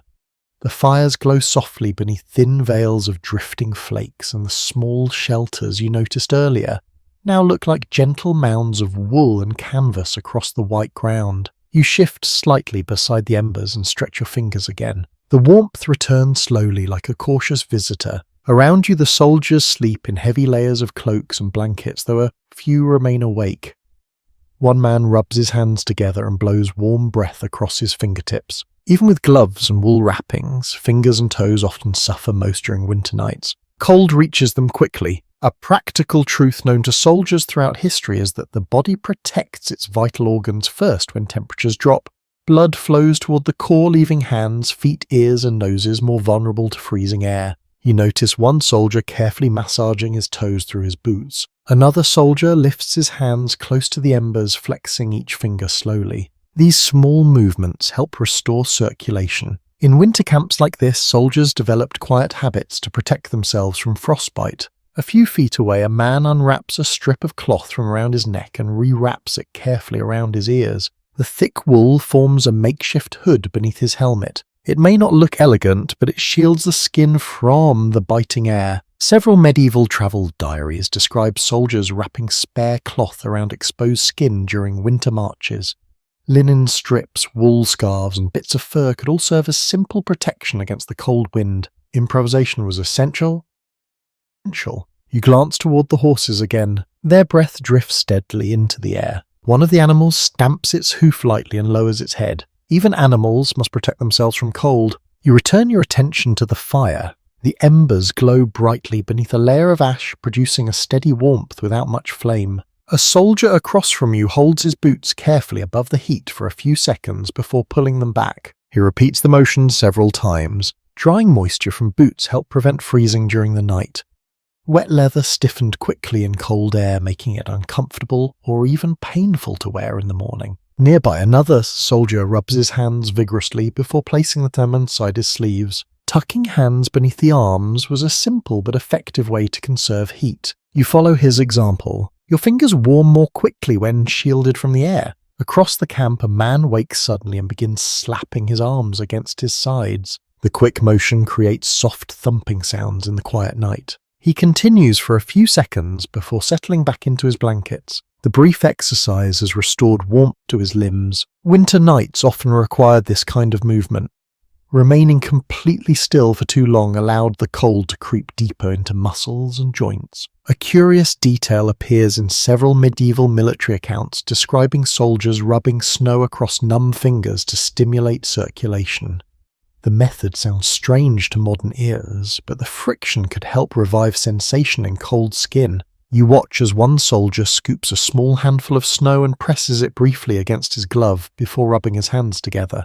Perhaps he believes in the technique. Perhaps he simply wants to stay awake. Either way, it becomes another small ritual in the long list of winter survival habits. Across the camp, one of the guards walks past the horses, again stamping his feet as he moves. Step! Step! The sound echoes softly through the falling snow. You notice that he pauses occasionally to flex his fingers before continuing along his route. Even guards must keep their hands warm enough to hold weapons properly. A soldier near the wagon lifts his nose slightly and laughs quietly. Feels like my beard froze, he whispers. You glance at his face. A few tiny crystals cling to the edge of his beard where his breath has condensed. Several soldiers chuckle softly. Cold air often turned breath into frost along hair and cloth. Beards, moustaches, and scarf edges could collect thin layers of ice overnight. It looks decorative, but it feels unpleasant. You brush your own chin, cautiously checking for the same effect. Nothing yet. Still, the night is young. You lean closer to the fire again. The warmth spreads slowly into your boots and up through your legs. The soldiers around you remain calm despite the cold. They rub hands. They adjust scarves. They shift positions to keep blood moving. Every small action becomes part of the quiet routine of surviving the winter night. Above the camp, the snow falls more gently now. The sky behind the clouds glows faintly, hinting that the darkest part of the night may soon pass. But for now, the cold still rules the frozen field. You wrap your cloak tighter around your shoulders and rest your hands near the embers once more. The warmth returns slowly. And in this patient dance between cold and comfort, the soldiers continue learning the small tricks that help them endure winter's long embrace. The snow has nearly stopped now. Only an occasional flake drifts through the dim glow of the campfire, settling quietly on cloaks and wagon boards before melting away near the embers. The sky above has turned a soft grey rather than the deep black it held earlier. Dawn is still distant, but the night has begun to loosen its grip. You remain near the fire, letting the warmth reach your boots while the rest of the camp lies mostly still. A horse nearby snorts and shifts its weight. Another stamps a hoof against the frozen ground. Animals rarely stay perfectly quiet for long, even on the calmest nights. You glance toward the line of horses tied beside the wagons. Their thick winter coats have gathered a light dusting of snow, giving them a pale shimmer in the firelight. One horse turns its head and nudges the neck of the animal beside it. Companionship matters to animals too. Throughout medieval campaigns, animals played a far larger role than many people imagine. Horses were essential for knights, messengers, and wagon drivers. Pack animals carried supplies. Dogs often accompanied soldiers as guards, hunting companions, or simply loyal camp followers. You notice one such dog curled near the base of a wagon wheel. Its fur looks thick and matted from weeks of travel, but the animal sleeps soundly with its nose tucked beneath its tail. The warmth of the wagon boards and the nearby embers probably help. Historical evidence from several medieval illustrations and written accounts confirms that dogs frequently travelled with armies.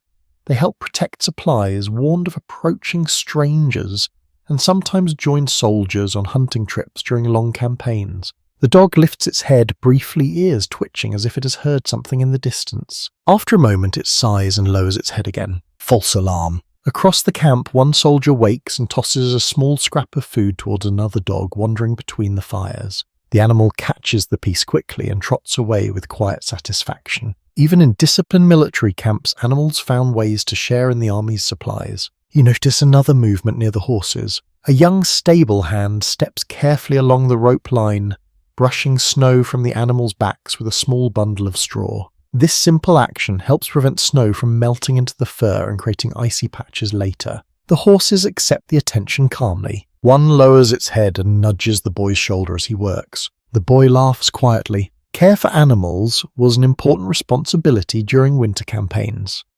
Horses weakened by cold or hunger could quickly slow an entire army. Some military historians point out that armies often lost more animals than soldiers during harsh winter marches. Keeping the horses healthy meant keeping the army mobile. You lean closer to the embers again, watching the stable hand continue his careful work. He moves from horse to horse, brushing snow, checking straps, and adjusting the rope so the animals can stand comfortably. Nearby, the curled dog finally rises and stretches its legs. Its paws leave small prints in the thin snow as it walks toward the fire.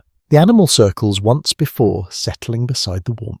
Its tail thumps lazily against the ground. A curious observation recorded in a few medieval travel narratives describes how dogs sometimes slept near soldiers or fires during winter camps, benefiting from the warmth just as people did. No one seems to mind their presence. In fact, a quiet dog nearby can make a camp feel safer. You glance across the field again. The shelters of cloaks and shields remain still. The guards continue their slow patrol. The horses breathe gently into the cold air. Everything feels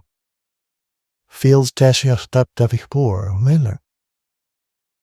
A soldier near the wagon wakes and sits up, rubbing sleep from his eyes. He notices the dog beside the fire and scratches behind its ears. The animal leans happily into the touch. Even small moments like this can lift spirits during long winter campaigns. Scholars studying medieval military life often emphasize that morale depended not only on victories or pay, but also on the simple comfort soldiers found during daily routines. Warm food, a friendly animal, a shared joke around the fire. These small details helped balance the hardships of travel and cold weather. The soldier tosses another tiny scrap of bread to the dog before lying down again. The animal devours it instantly. You watch the scene for a moment longer. The fire continues glowing. The horses shift quietly. The dog curls closer to the warmth. And beneath the fading snow clouds, the camp feels almost peaceful. It is a strange kind of village that forms here in the darkness. Soldiers, animals, wagons, fires, each one depending on the others to survive the long winter march.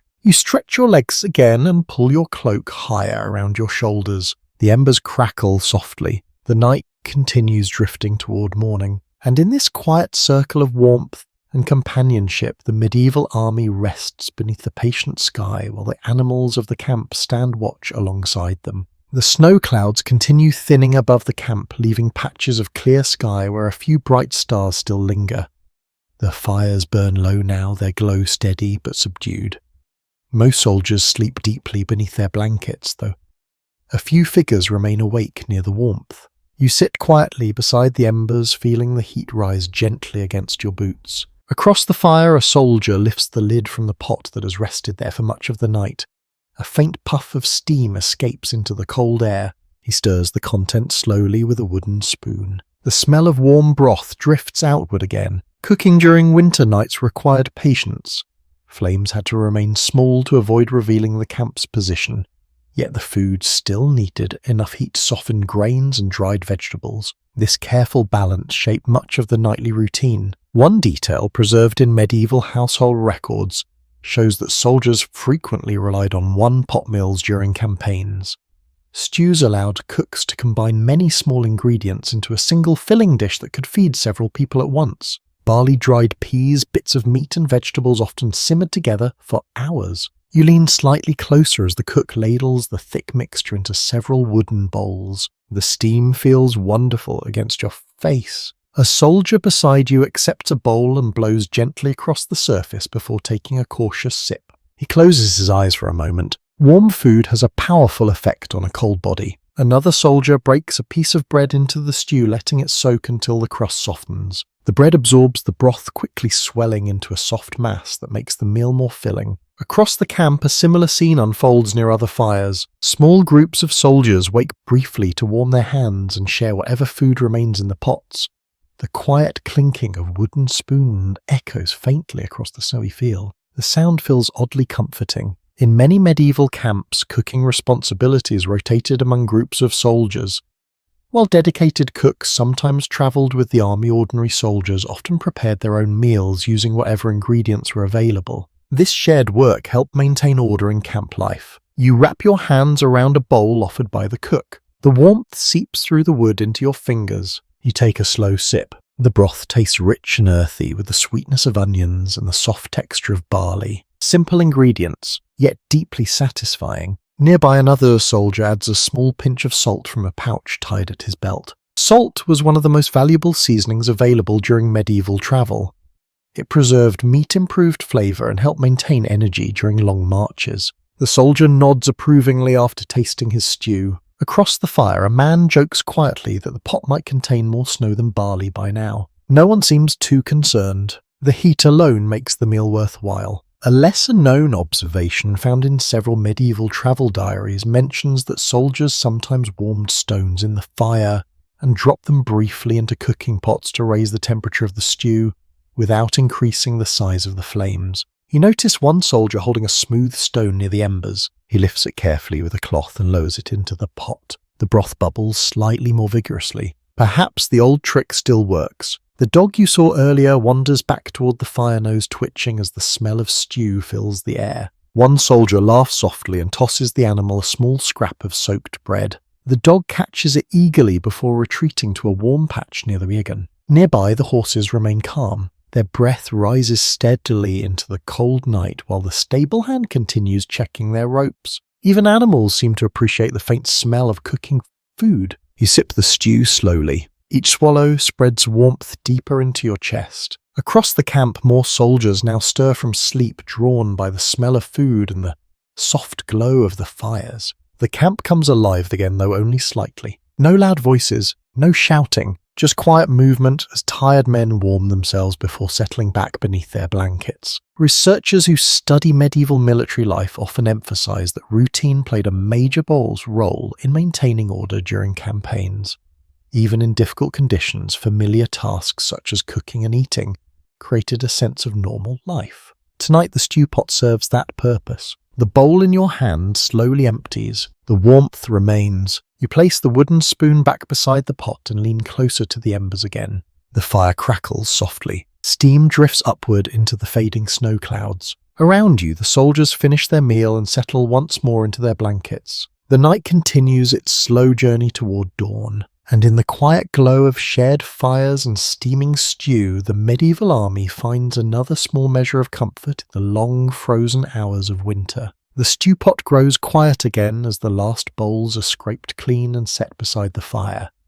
The faint smell of barley and onions lingers in the cold air, mingling with the familiar scent of smoke and damp wool. Most soldiers settle back into their blankets, but sleep does not immediately return to everyone. The night has that strange middle hour where people feel neither fully awake nor fully resting. Across the camp, the lute appears again. The musician sits near a wagon wheel, his cloak wrapped around his shoulders, while his fingers move slowly across the strings. This time the melody is slightly different, a steady rhythm, soft and simple. The notes drift through the camp like gentle ripples across water. You notice several soldiers lifting their heads slightly as the tune spreads across the quiet field. Music carried an important place in medieval life.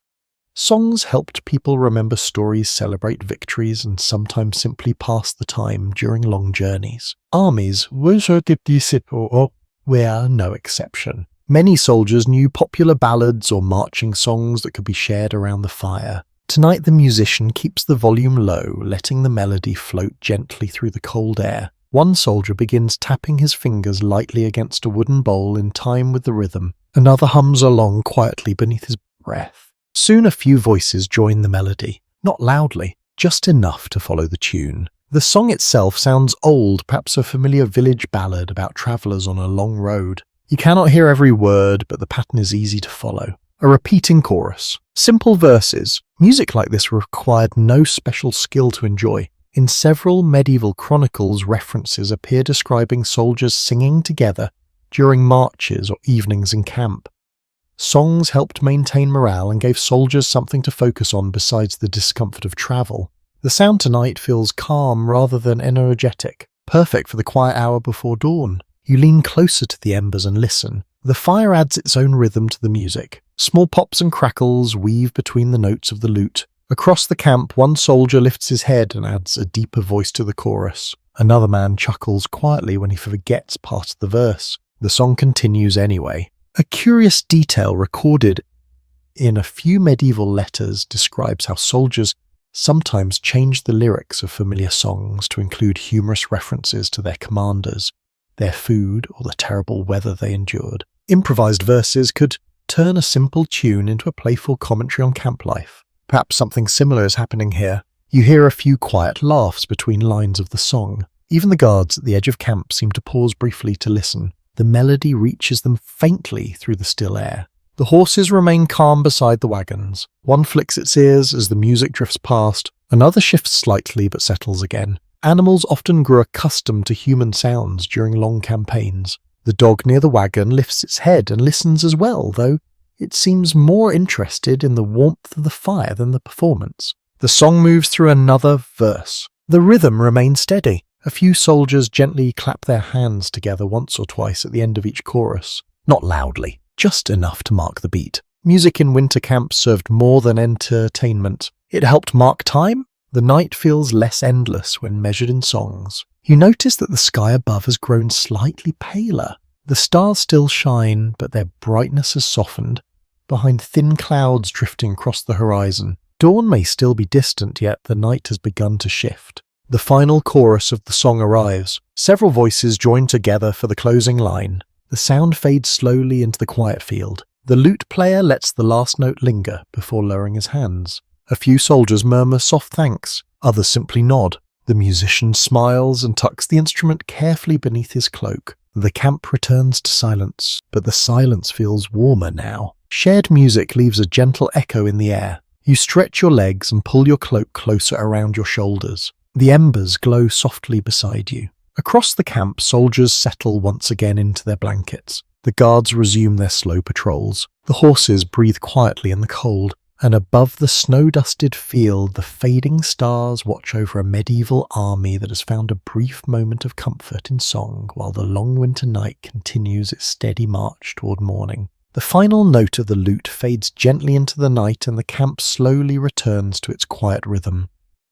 The soldiers who had lifted their heads to listen now sink back into blankets and cloaks. The embers beside you glow patiently, sending a soft warmth into the cold air. Above the camp, the sky has changed again. The stars that once seemed sharp and brilliant now appear slightly dimmer. A faint grey band stretches along the eastern horizon, so subtle that you might miss it if you were not already watching. Morning is still far away, but the world has begun to lean toward it. You lean forward and stir the embers with a thin stick. A brief swirl of sparks lifts upward before vanishing. Across the camp, a soldier wakes and sits upright. He rubs his hands slowly together and glances toward the horizon just as you did. Not long now, he whispers. The remark is hopeful, but winter nights rarely hurry. A few soldiers nearby adjust their blankets and sit closer to the fire. Others remain curled beneath their cloaks, squeezing the last warmth from their sleep. The dog beside the wagon stretches and shakes its fur, scattering a few tiny flecks of snow across the ground. Then it wanders toward the horses. Animals often grow restless as dawn approaches. You notice the stable hand returning once again along the rope line. He checks the knots tying the horses to the wagon posts, running a gloved hand along each rope. The animals stand calmly, their thick coats dusted with frost. Maintaining horses during winter's marches required constant attention. Historical studies of medieval cavalry repeatedly emphasize how valuable these animals were. Without horses to carry riders and supplies, an army's ability to move quickly could disappear almost overnight. The stable hand pauses beside one horse and brushes frost from its mane. The animal lowers its head slightly, grateful for the attention. Nearby, a soldier rises and stretches his arms toward the sky. His joints crack softly after hours of lying on the frozen ground. Feels like sleeping on a frozen river, he mutters. Another soldier chuckles quietly. You understand the feeling. The straw beneath your cloak helped a little, but the earth beneath it still holds the cold of the entire winter night. Across the camp, a few fires are revived with small bundles of sticks. The embers brighten as fresh wood catches. Thin flames rise briefly. Warmth spreads outward again. One practical detail found in medieval campaign instructions explains that soldiers often prepared for the morning march well before sunrise. Boots needed warming equipment had to be checked, and animals required feeding before the army could move. So even though dawn has not yet arrived, the camp slowly begins to stir. A soldier near the wagon lifts his shield and brushes a light layer of snow from its surface. Another shakes out his cloak before wrapping it tightly around his shoulders. You see someone carefully tying a leather strap around his pack, making sure nothing has frozen overnight. Small preparations, but important ones. Across the fire, a man unwraps a cloth bundle and reveals a piece of hardened cheese. He slices off a small portion with a knife and passes it to the soldier beside him. Food in the early hours helped restore energy before marching again. Many medieval armies relied heavily on preserved foods such as dried meat, cheese, and hard bread, because these supplies travelled well and lasted through long campaigns. The cheese looks firm but edible. The soldier accepts the piece with quiet gratitude. Nearby, the dog returns and sits patiently near the fire watching the men eat. Someone tosses it another small scrap. The animal catches it quickly. A faint breeze moves across the camp again, carrying the smell of smoke and a cooking grain. You glance toward the sky. The grey band on the horizon has grown slightly brighter. The stars above it begin to fade. Still no sunlight, but the promise of it now feels closer. One soldier stands and stretches his cloak across his shoulders like wings before settling it properly around his body. Another soldier adjusts the strap of his sword belt and tests the weight of the weapon at his side. Even small movements like these remind you that this quiet camp will soon transform back into a moving army. Yet for a few more moments the fires remain low and the camp remains calm. The horses breathe gently. The soldiers warm their hands. The guards continue their slow walk along the perimeter. A subtle observation made by several historians studying medieval campaigns suggests that the hours just before dawn were often the coldest of the entire night. Looking around the camp now, you can believe it. The air feels sharper. Your breath drifts upward in pale clouds. You lean closer to the fire once more. The embers glow steadily. Morning approaches, and though the army still rests beneath the fading stars, the quiet preparations for another long winter march have already begun. The pale band along the horizon grows slowly brighter, though the sun itself remains hidden beyond distant hills. The camp now moves in a quiet half-wakefulness somewhere between night and morning. Fires glow a little stronger as soldiers add thin sticks to the embers, coaxing small flames back to life. You sit up fully and stretch your legs. The cold greets you immediately. It feels sharper now than it did earlier in the night. Many travellers throughout history have noticed the same pattern. The coldest moment often arrives just before dawn, when the earth has spent the entire night losing heat beneath a dark sky. Your breath floats in front of you in small white clouds. Across the camp, several soldiers stamp their feet to restore circulation after hours of stillness. One man lifts his arms and rotates his shoulders carefully. Another bends forward and rubs his hands along his calves. Small movements like these help bring warmth back into stiff muscles. Nearby, a soldier lifts his helmet and examines the rim closely. A thin line of frost has gathered along the metal. He wipes it away with a cloth before placing the helmet near the fire for a moment. Metal left exposed to the night air could become dangerously cold to wear at sunrise. Soldiers often warmed equipment briefly near a fire before putting it on again. It saves the unpleasant shock of frozen steel against skin. Across the fire, a man pulls his boots from beneath his cloak and presses them toward the heat. The leather slowly softens. Boots that remained warm overnight were far easier to wear in the morning. You decide to follow the same idea. Your boots feel stiff but manageable. The fire helps. Beyond the wagons, the horses begin to move more actively. Several lift their heads and shake frost from their manes. One horse stamps its hoof repeatedly against the ground. The stable hand walks along the rope line again, carrying a small sack of grain. Feeding horses early in the morning was essential during winter marches.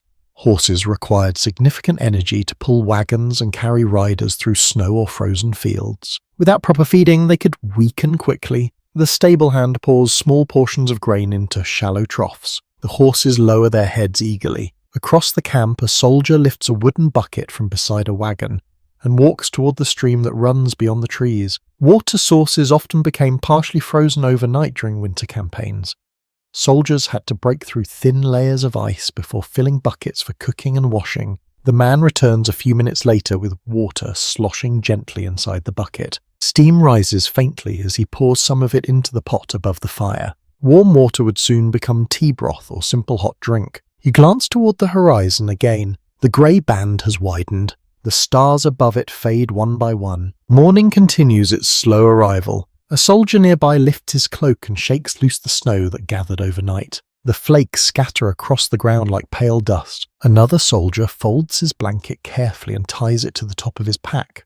Packing equipment early helped prevent delays once marching orders arrived. Across the camp, shields lean against wagons while their owners brush away frost. Spears are lifted and tested. Leather straps are tightened. These quiet preparations form the beginning of the army's daily routine. Historians studying medieval warfare often emphasize that discipline in small tasks such as packing gear, feeding animals, and maintaining equipment was crucial to keeping armies mobile during long campaigns. Without organization, even a large force could quickly fall into disorder. The dog from earlier wanders between the fires again. It pauses beside you, sniffing the ground, hopefully for crumbs. You toss it a tiny piece of bread.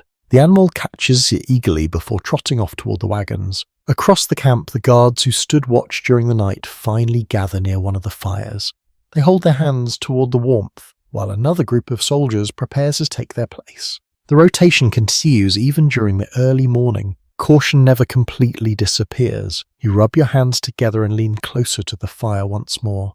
The warmth spreads slowly through your gloves. Above the camp, the sky now glows a pale blue-grey. The first hint of sunlight hides just below the horizon. The long winter night is almost finished. Around you the soldiers move with quiet determination. Boots are tied, cloaks adjusted, weapons gathered. Soon the camp that looked like a sleeping village in the snow will transform back into a marching army. But for this final moment before sunrise, the fires still glow.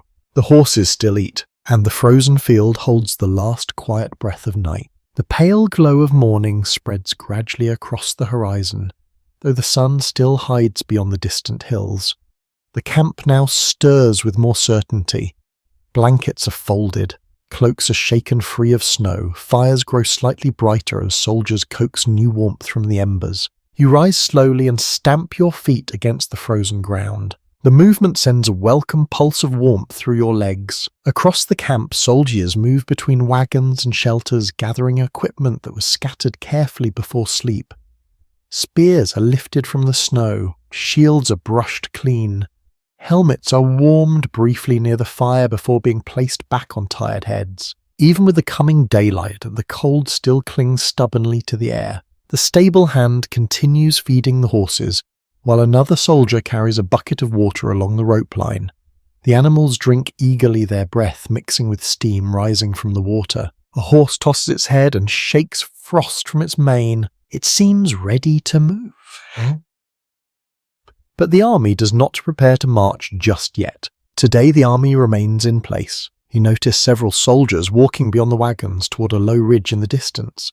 Their movements are careful, almost cautious. Soon the reason becomes clear. Beyond that ridge stands the grey outline of a stone castle. Not close, but close enough to matter. Winter campaigns often slowed armies enough that sieges became the primary form of warfare. When roads turned icy and supplies ran thin, commanders sometimes chose to surround enemy strongholds rather than attempt open battles. A fortified castle offered both protection and frustration. Attacking one could take weeks, sometimes months. You lean slightly forward, studying the distant walls. Thin towers rise above the snowy trees. Smoke drifts faintly from inside the fortress. Life continues behind those stone walls. Across the camp, a group of soldiers gathers near one of the fires while a messenger speaks quietly with an officer. The conversation appears serious but calm. Perhaps they are discussing the next stage of the campaign. Perhaps the castle will be watched rather than attacked. Siege during winter required careful planning. Cold weather made building siege engines more difficult and limited the amount of time soldiers could spend working outdoors. Some commanders preferred simply to block supply routes and wait. Historical records from medieval Europe show that winter sieges were not uncommon. Armies sometimes camped outside castles for long periods, hoping hunger or negotiation would force the defenders to surrender. Patience could be as powerful as weapons. You notice several soldiers beginning to dig shallow trenches along the edge of the camp. The frozen ground makes the work slow, but they continue steadily. These trenches may serve several purposes. They help control runoff from melting snow. They provide a slight defensive barrier if enemies attempt a sudden raid. And they mark the boundaries of the encampment. Across the camp, wagons are rearranged slightly to create a more organized circle. A soldier pulls a heavy wheel into position, while another drives a wooden stake into the ground to secure the rope lines. These small adjustments transform the temporary camp into something closer to a winter settlement. Nearby, the cook from earlier stirs a fresh pot above the fire. Steam rises thickly into the cold air. Even during sieges, routine remains essential. Soldiers eat, animals feed. Equipment is repaired. Days pass in quiet preparation. The dog you saw earlier trots toward the group of trench diggers watching their work with mild curiosity, before wandering away again. A few soldiers laugh as it inspects the piles of frozen dirt. Across the camp, one man climbs onto a wagon and studies the castle walls through the morning haze. He shades his eyes with a gloved hand. No movement from the fortress yet. The defenders likely watch the camp just as carefully from their towers. Winter sieges often turned into silent contests of endurance between those inside the walls and those outside. Supplies became the deciding factor. An army that could maintain food, warmth, and morale might wait patiently for weeks, but an army that struggled with hunger or sickness might abandon the siege quickly. You glance back toward the fires. The camp now looks far more active than it did an hour ago. Soldiers move between wagons, carrying tools and bundles of wood. Horses chew steadily on grain. Smoke rises from several cooking pots. What looked like a sleeping village during the night now resembles a busy winter settlement. A soldier near you stretches his arms again and looks toward the castle. "Well," he says quietly, "looks like we might be staying a while." The remark is not unwelcome. Marching through snow all day would be exhausting. At least here the army has time to build better shelters and gather supplies. You pull your cloak tighter around your shoulders and glance once more at the distant fortress. Its stone towers stand silent above the snowy forest. The army rests here for now, waiting, watching, and as the pale morning light spreads across the frozen landscape, a new phase of the winter campaign quietly begins. The light of morning spreads slowly across the snowy field, revealing the full shape of the encampment. What once looked like scattered fires and sleeping cloaks in the darkness now appears more organized. Wagons form a loose ring, horses stand tied in careful rows, and soldiers move through the camp, carrying tools, bundles of wood and lengths of rope. You remain near the fire for a moment longer, letting the last warmth of the embers ease the stiffness from your hands. Beyond the wagons, the distant castle sits quietly beneath the pale winter sky. For now, neither side makes a move. Instead, the army focuses on improving the camp. You notice a group of soldiers gathering fallen branches from the nearby tree line.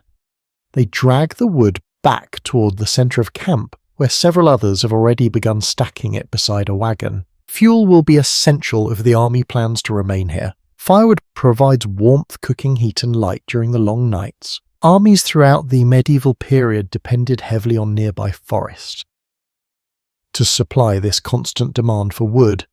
Without a reliable source of fuel, winter encampments can become dangerously cold very quickly. You watch as one soldier uses an axe to split a thick log into smaller pieces. Each strike sends a sharp echo across the quiet field. The chopped wood forms neat piles beside the fires. Nearby, another group of soldiers works on something more ambitious. They are building walls. Not tall fortress walls, of course, but low barriers made from stacked branches, snow, and packed earth. These structures serve as windbreaks, shielding the sleeping areas from the worst gusts that sweep across the open land. You walk a few steps closer to observe their work. The soldiers arrange branches in a loose frame before packing snow between them. The snow freezes quickly, locking the structure into place. Soon a small curved wall stands beside the shelter of blankets and cloaks. Primitive yet surprisingly sturdy. Archaeological studies of medieval camps have occasionally uncovered traces of these temporary winter defences. Soldiers used whatever materials were available to improve comfort and protection during long stays. Branches, earth, snow, and spare planks all played a role. Across the camp, another group has begun constructing something resembling a small hut. They lean wooden poles against the side of a wagon and cover the frame with heavy cloaks and canvas sheets. The result looks cramped but sheltered. One soldier ducks inside and gives a satisfied nod. A moment later, 2 others crawl in beside him. Warmth trapped inside such a shelter could become far more comfortable than sleeping in the open air. You notice that the builders carefully face the entrance away from the wind. A small detail, but an important one. The direction of wind influenced nearly every decision in winter camps. Shelters placed incorrectly could funnel cold air directly into sleeping spaces. Experienced soldiers learned to read the wind quickly. Across the camp, several men now shovel snow into shallow trenches surrounding the outer edge of the encampment. The trenches serve multiple purposes. They help manage melting snow when the sun rises higher. They also create a simple defensive boundary that slows anyone approaching the camp. Military historians who study medieval siege tactics often point out that armies frequently fortified their own camps while besieging castles. Even attackers needed protection from surprise raids by defenders. You glance again toward the castle towers. Still quiet. The defenders may be watching the construction just as carefully as you are. Nearby, the cook stirs another pot while speaking with a soldier carrying a sack of dried peas. Food preparation continues without interruption. Long encampments required careful rationing. Supply records from various medieval kingdoms reveal that commanders tracked food stores closely during sieges. Grain-salted meat and dried vegetables had to last until the campaign ended or new supplies arrived. The cook pours a handful of peas into the pot and nods approvingly. Another meal begins. Across the field, the dog wanders curiously between the half-built shelters. It sniffs the base of the new branch wall before trotting away again. The animal seems pleased with the growing village. You glance around the camp once more. Already the transformation is remarkable. What began as a temporary stopping point during the night now evolves into a winter settlement designed to last many days. Walls of branches, shelters of canvas and wool, stacks of firewood rising beside the wagon. A soldier climbs onto one of the wagons and surveys the progress with satisfaction. Another man drives a wooden stake deeper into the ground to anchor a rope line for the horses. All around you the army works steadily. No shouting, no urgency. Just the calm rhythm of preparation. The cold air still bites at your cheeks, but the camp now feels more secure than it did during the night. Shelter grows stronger. Fires burn brighter. Supplies remain organized. You wrap your cloak tighter around your shoulders and glance once more toward the distant castle. The siege may last days, perhaps weeks, but for now, beneath the pale winter sun and drifting clouds, the army continues building its quiet fortress of wood, snow, and determination. The morning light strengthens, gradually turning the snow across the camp into a pale silver field. Smoke rises from several fires, drifting lazily into the cold air before dissolving beneath the thin clouds above. The army's winter village now looks fully awake. Men move between wagons, carrying tools and bundles of brush. Horses chew steadily on grain. A few soldiers stand near the edge of the camp, studying the distant castle walls. You remain beside the fire for a moment longer, taking in the quiet details of the camp. What strikes you most now is the smell. Winter air carries scents differently. The cold sharpens them. Smoke from the fires drifts through the camp with a rich woody smell. Nearby, the horses add their own earthy scent of leather hay and warm breath. Cooking pots contribute another layer. Boiling peas and onions release a gentle sweetness that floats across the snowy field. All these smells mix together into something unmistakable, the scent of a medieval camp. Historical descriptions of military encampments often mention these overlapping odours. Wood smoke, animals, damp wool and cooking food formed a familiar atmosphere for soldiers who spent weeks on campaign. It was not always pleasant, but it meant life continued. You watch a soldier hanging several damp socks near the fire using a thin rope tied between 2 spear shafts. The cloth steams slightly as it dries. Wet clothing posed a serious problem during winter marches. Moisture trapped in wool or linen could quickly chill the body once the fire died down. So soldiers dried garments whenever they had the chance. Nearby, another man spreads a cloak across a wagon wheel, letting the sunlight and fire heat remove frost from the fabric. These small domestic routines make the camp feel almost ordinary. Across the camp, the cook lifts the lid from his pot again and stirs the mixture carefully. The steam rises thicker now, carrying the smell of warm grain and herbs through the air. A few soldiers wander closer with wooden bowls in hand. The dog appears again, tail wagging hopefully. Someone laughs and shoos it away before it steals a bite. You notice another scent drifting through the camp as well: leather. Several soldiers have begun rubbing oil into straps, boots, and belts.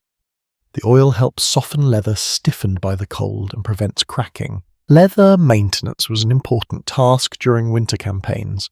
Saddles, belts, and armor straps all depended on flexible leather to function properly. If these materials froze and snapped, equipment could fail at the worst possible moment. One soldier sits near the fire, carefully polishing a saddle strap with a cloth. Another warms a small container of oil between his hands before applying it to his boots. Across the camp, a blacksmith finally lights the small forge you noticed earlier.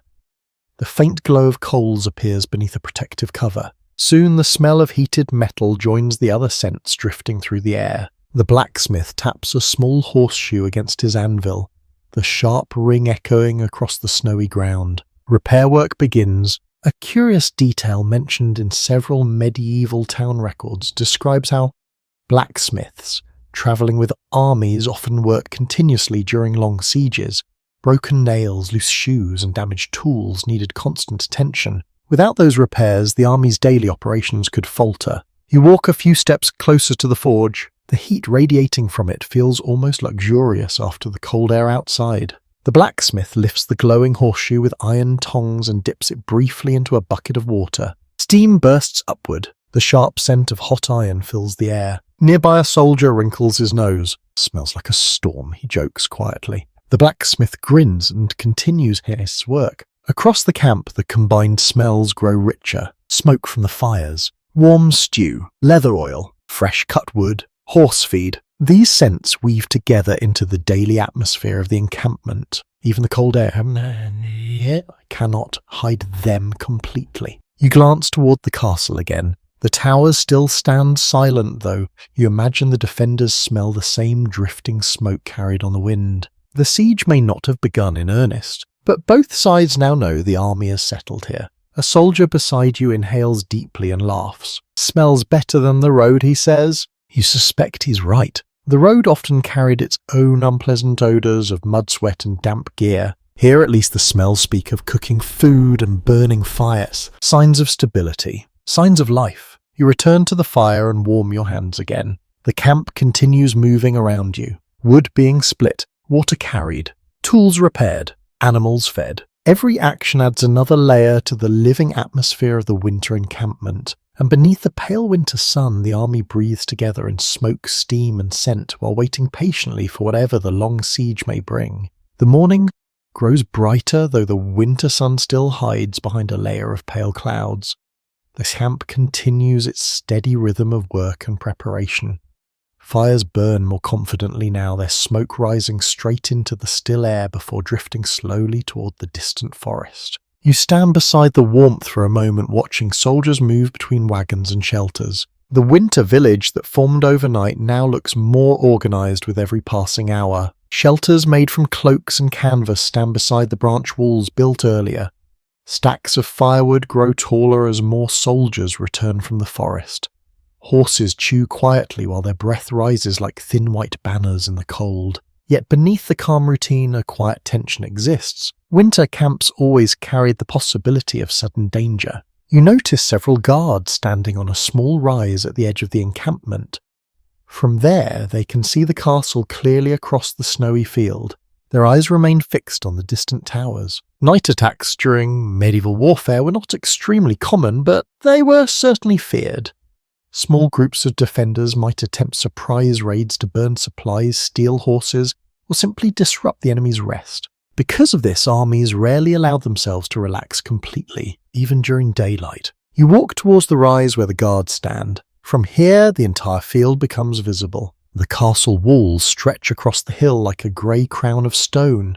Thin banners flutter along the towers, though the wind barely moves them. No gates open. No riders appear. The fortress watches silently. Military scholars examining medieval warfare often point out that psychological pressure formed an important part of siege tactics. Simply maintaining a visible presence outside the walls reminded defenders that their supplies were limited and their escape routes blocked. Patience could weaken morale on both sides. One of the guards shifts his stance and points toward a cluster of trees near the base of the hill. You follow his gaze. For a moment, you see nothing. Then a small movement catches your eye. 2 figures, probably scouts more from the castle. They stand partly hidden among the trees, observing the camp just as carefully as the guards observe them. The distance between you makes communication impossible, yet the message feels clear. Both sides know the other is watching. A soldier beside you chuckles quietly. "Good morning to them too," he says. No one waves. No one shouts. The moment passes with quiet understanding. Across the camp, several soldiers begin reinforcing the outer trench you saw earlier. They shovel snow and frozen dirt along the edge to form a low. This barrier may not stop a determined attack, but it slows movement and creates noise if someone tries to cross it unnoticed. A detail recorded in several medieval military manuals explains that even simple obstacles such as trenches or sharpened stakes could help protect encampments during sieges. Defensive thinking applied to both sides of the battlefield. You notice another group of soldiers preparing bundles of sharpened wooden stakes near the wagons. They carry the stakes toward the outer edge of camp and begin driving them into the frozen ground at slight angles. These stakes form a rough barrier against cavalry. Even if the defenders attempt a sudden charge from the castle, the horses would struggle to cross such obstacles quickly. The work proceeds steadily. Hammer strikes echo softly across the snow. Each new stake becomes another small layer of protection. Across the camp, a lookout climbs onto the roof of a wagon to gain a better view of the surrounding hills. He shades his eyes and studies the landscape carefully. From this higher position, he can watch the road that winds through the forest beyond the castle. Reinforcements might arrive from that direction, or traders, or scouts. Every movement matters during a siege. You glance once more toward the 2 figures near the trees. They remain there briefly before disappearing back into the forest. The castle has finished its morning inspection. A soldier beside you exhales slowly. "Well," he says, "looks like they know we're comfortable." The remark earns a few quiet smiles. Comfort may be a generous word, but the camp certainly looks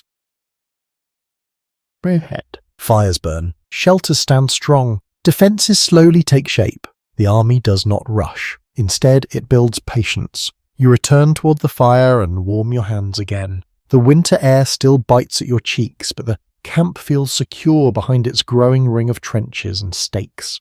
Beyond that quiet barrier, the castle watches. Inside of those stone walls, another group of soldiers prepares for the same long winter. 2 camps facing each other across the snow, waiting, watching, and beneath the pale sky of a frozen morning, the silent contest of endurance continues. The camp settles into a steady rhythm as the morning advances. Smoke curls from the fires in slow grey ribbons drifting towards the tree line before dissolving into the pale sky. Soldiers move calmly between shelters and wagons, their boots leaving shallow tracks in the thin snow. You stand near one of the branch walls that was built earlier and look across the encampment. What began as a temporary resting place during the night now resembles a small winter village. Shelters lean against wigwams. Stacks of wood rise beside the fires. The horses stand in patient rows while soldiers continue their quiet tasks. Yet among these ordinary activities, conversations travel from group to group. Stories, warnings, and sometimes superstition. Long winters has encouraged unusual beliefs. You overhear 2 soldiers speaking quietly near a pile of split logs. One gestures toward the pale clouds drifting across the sky. "If the clouds move like that," he says, "the snow will return before nightfall." The other nods thoughtfully. Weather signs were taken seriously in earlier centuries.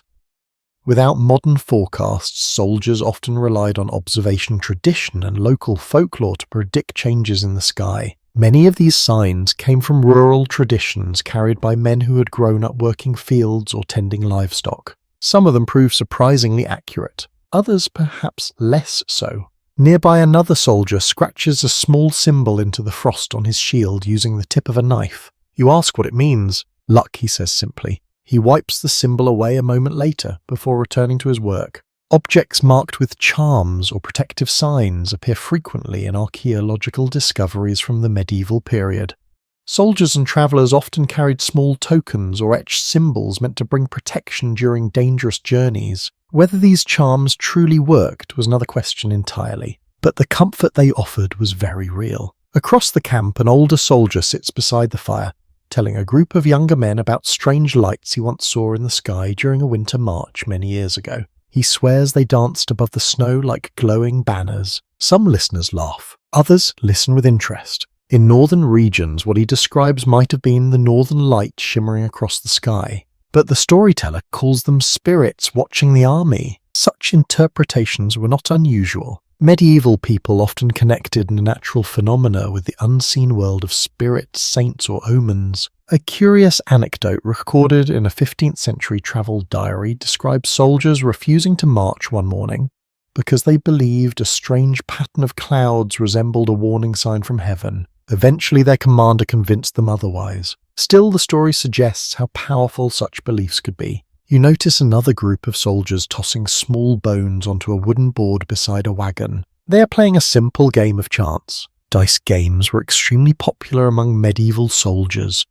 Dice required little space, no complicated equipment, and provided quick entertainment during idle hours. Sometimes wagers involved coins. Other times a player risked a slice of bread or a cup of ale. The players laugh quietly as one man rolls an unlucky throw. The bones scatter across the board. A soldier nearby shakes his head dramatically. "Bad luck," he announces. Another replies that luck only favours those who carry garlic in their pockets. The conversation drifts quickly into jokes about which strange objects might keep frostbite away. The humour spreads easily. These light-hearted debates help pass time during the long wait outside the castle walls. Across the field, a guard walks slowly along the trench line, glancing occasionally toward the distant forest. The castle towers remain silent. No banners move. No riders appear. Yet the quiet does not make the soldiers careless. Even the gamblers glance toward the walls from time to time. You lean closer to the fire and warm your hands again. The heat spreads slowly through your gloves. The air smells of smoke and damp wood. Nearby, one soldier ties a small piece of red cloth to the handle of his spear. Another asks why. For luck, he answers with a grin. The explanation satisfies everyone. Historians who study medieval armies often remark that superstition travelled easily through the ranks. Campaigns were unpredictable and soldiers naturally searched for signs that might offer reassurance or warning. Lucky charms, weather signs, strange stories told around the fire. Each one formed part of the mental armour soldiers carried into uncertain days. You glance toward the castle again. The grey towers still stand motionless above the trees. Somewhere inside those walls, the defenders may be sharing their own stories and omens. Two groups of people, both waiting, both wondering what the next days will bring. You pull your cloak tighter around your shoulders and sit quietly beside the fire. Around you, the camp continues its ordinary routines. Wood splitting, dice rolling, soldiers talking softly about luck and winter skies, and beneath the drifting clouds of a pale morning, the quiet superstitions of a medieval army settle gently into the long patience of siege life. The morning settles fully over the camp, though the winter sun still struggles to break through the thin veil of clouds above. The snow glows faintly under the pale light, and the army's encampment spreads across the frozen field like a patchwork of smoke wagons and small shelters. You remain near the fire while the camp continues its steady work. Beyond the trench line, the distant castle stands unchanged. Its towers rise quietly above the trees, their stone walls catching the faint morning light. Sieges such as this one were common throughout medieval warfare. Strongholds were built precisely because they were difficult to capture. A well-supplied fortress could resist an attacking army for weeks, sometimes months. So patience often became the most powerful weapon. You watch as a messenger rides slowly across the camp toward the commander's tent. The horse's hooves crunch softly through the thin snow. The rider dismounts and disappears inside the tent. Soon several officers gather around a wooden table set outside the entrance. They speak quietly while studying a rough map. Even from this distance you can see the lines drawn across the parchment marking roads, rivers, and the position of the castle. Planning never stops during a siege. Across the camp, soldiers continue strengthening the defences around their own settlement. More wooden stakes appear along the trench line and bundles of sharpened branches are added between them. These barriers might not stop a determined assault, but they slow movement and create obstacles that defenders must navigate carefully. Military historians often point out that medieval armies sometimes spent as much time defending their camps as attacking enemy walls. A careless camp could become vulnerable to sudden raids. You notice several soldiers practicing with their weapons near the far edge of the field. Two men face each other with wooden training swords moving slowly through careful strikes and blocks. Even during long waits, training continues. Maintaining skill with weapons remained essential for soldiers who might suddenly be called into battle. The practice looks almost like a dance. Step forward, block, step back, strike again. Nearby, another soldier tests the tension of a bowstring while a companion gathers arrows scattered in the snow. Archers often played an important role during sieges. Their arrows could harass defenders on the walls or prevent enemy scouts from approaching too closely. The bowstring hums softly as the archer pulls it back and releases. The arrow lands in a wooden target planted beside the trench. A curious story appears in several medieval chronicles describing how soldiers sometimes competed in informal contests during long sieges. Archery contests, wrestling matches, and even running races helped relieve boredom during long periods without combat. Such activities also kept bodies warm during cold weather. Across the camp, a small group of soldiers begins repairing a damaged wagon wheel. The blacksmith kneels beside them, examining the cracked wooden rim while holding a hammer in one hand. Within minutes, the steady rhythm of hammer strikes echoes across the field. Each blow sends a clear, ringing sound through the winter air. Repair work like this was constant during campaigns. Wagons carried essential supplies, and a broken wheel could delay an entire convoy. You notice the dog sitting nearby watching the blacksmith with great interest. Each loud strike of the hammer causes the animal's ears to twitch, but it remains seated, patiently observing the work. Across the field, the cook continues stirring the pot while several soldiers line up with bowls. The smell of barley and herbs drifts once again through the air. Meals remain simple, but regular. Maintaining a predictable routine helped armies endure the long waiting period of a siege. One soldier lifts his bowl and raises it toward the distant castle. A toast to patience, he says quietly. The remark earns a few smiles, because patience truly defines this moment. The castle remains closed.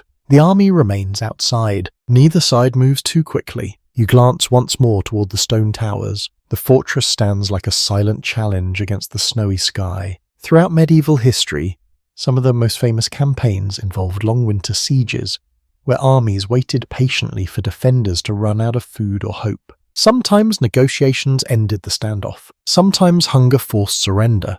And sometimes the army itself had to withdraw if winter conditions grew too severe. For now, though, the soldiers around you focus on their daily tasks. Training, repairing equipment, strengthening defences, cooking food. Each activity passes the hours. The winter air remains cold, but the camp feels alive with quiet purpose. You warm your hands once more beside the fire and watch the soldiers moving steadily across the snowy field. Beyond them, the castle walls wait, and beneath the pale winter sky, the patient contest between fortress and army continues. The camp continues its steady rhythm through the pale winter morning. Fires burn in controlled circles across the snow, and thin columns of smoke drift slowly toward the distant forest. The quiet work of soldiers fills the air with a calm sense of purpose. You sit beside the warmth for a moment longer, watching the movement around you. Men carry wood, others adjust shelters. A few continue practicing with air weapons near the trench line. Across the field, the castle towers remain silent. Yet even in this calm routine, you notice something subtle among the soldiers. Fatigue. Winter sieges tested patience as much as strength. The cold alone could wear down even experienced fighters.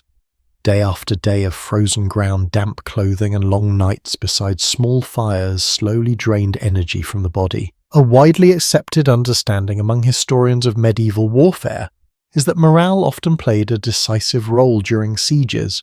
An army that maintained discipline and confidence could endure long waits.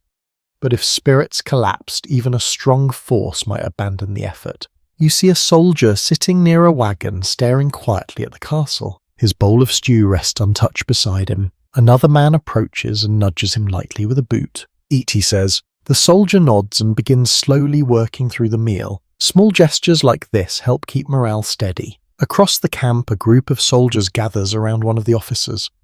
The officer speaks calmly while pointing toward the trench line and the nearby forest. You cannot hear every word, but the tone feels encouraging. Leadership mattered greatly in situations like this. A confident commander could keep soldiers focused on their tasks instead of dwelling on discomfort. The group disperses shortly afterward, each man returning to his work with renewed energy. Nearby, two soldiers begin stacking firewood beside a wagon. They compete quietly to see who can carry the larger bundle. One man staggers under the weight of an enormous pile of branches before dropping it beside the wagon with dramatic flair. The other shakes his head and laughs. Moments of humour like this appear everywhere in the camp. Soldiers joke about the cold, the snow, and the stubborn castle that refuses to surrender. These jokes help transform frustration into something lighter. Across the camp, the dog chases a loose scrap of cloth that has blown across the snow. Two soldiers watch the animal tumble through the drifts and burst into laughter. Even the horses seem calmer when people laugh nearby. A curious observation from several medieval chronicles suggests that soldiers often relied on humour to endure the boredom of long sieges. Jokes, playful competitions, and exaggerated stories kept spirits alive during weeks without battle. The human mind needed relief from constant waiting. You notice a small group of soldiers sitting beside a fire, while one man carefully carves something into a piece of wood. Curious, you walk a few steps closer. The object slowly takes shape beneath his knife. A small figurine, perhaps a knight, perhaps a... Saint. Wood carving appears frequently in archaeological discoveries from medieval campsites. Soldiers sometimes used spare moments to create small objects from scrap wood. Some pieces served as charms, others simply passed the time. The carver holds up his work and examines it proudly before handing it to the soldier beside him. The new owner laughs and places the figurine beside his bowl. Guard the stew,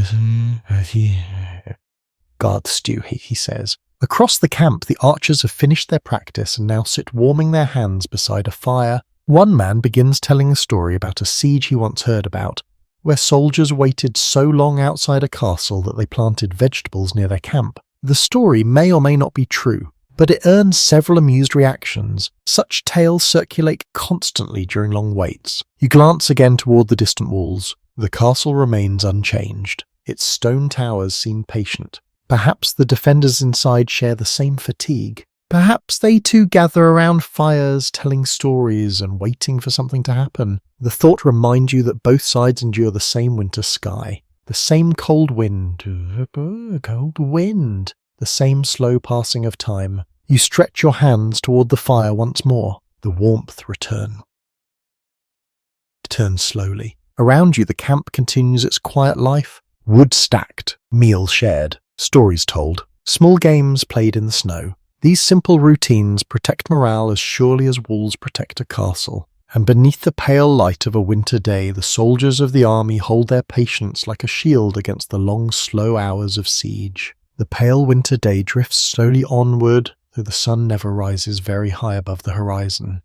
Its weak light spreads across the snow like a thin layer of gold, bright enough to illuminate the camp, but not strong enough to bring much warmth. You remain near the fire for a moment, watching the quiet activity that fills the encampment. Soldiers continue their routines with steady patience. Wood is chopped. Water is carried. Equipment is inspected. Even the horses appear calm, their breath drifting into the cold air as they chew patiently on grain. Yet despite the steady rhythm of work, the season itself presses gently against everyone's thoughts. Winter has a way of making time feel slower. Days grow short, nights stretch long. And the promise of spring can feel very distant. You notice a pair of soldiers sitting beside the branch wall that was built earlier in the morning. They hold their hands near a small fire while watching the sky above the distant forest. One of them squints slightly. "Do you think it will warm soon?" he asks. The other laughs quietly. "Soon," he replies.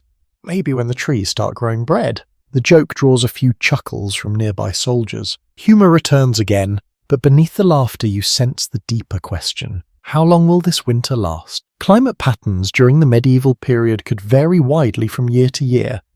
Historical records from monastic communities often describe winters that arrived early and lingered far into the spring months. Such conditions made campaigning especially difficult. Cold weather slowed travel, strained food supplies, and tested the endurance of both soldiers and animals. Across the camp, a soldier kneels beside the fire and carefully warms a strip of leather before tightening the strap around his pack. Routine tasks like this continue regardless of the season. Nearby, another soldier sits sharpening a small knife with slow, patient strokes. The metal blade catches the pale sunlight briefly before returning to shadow. The camp has settled into a calm rhythm. Not rushed, not idle, just steady. You glance toward the castle again. The fortress remains silent beneath the grey sky. Its towers cast long shadows across the snowy hillside. Somewhere inside those walls, the defenders must also wonder how long winter will hold its grip. A minor yet fascinating detail appears in several medieval letters written during long campaigns.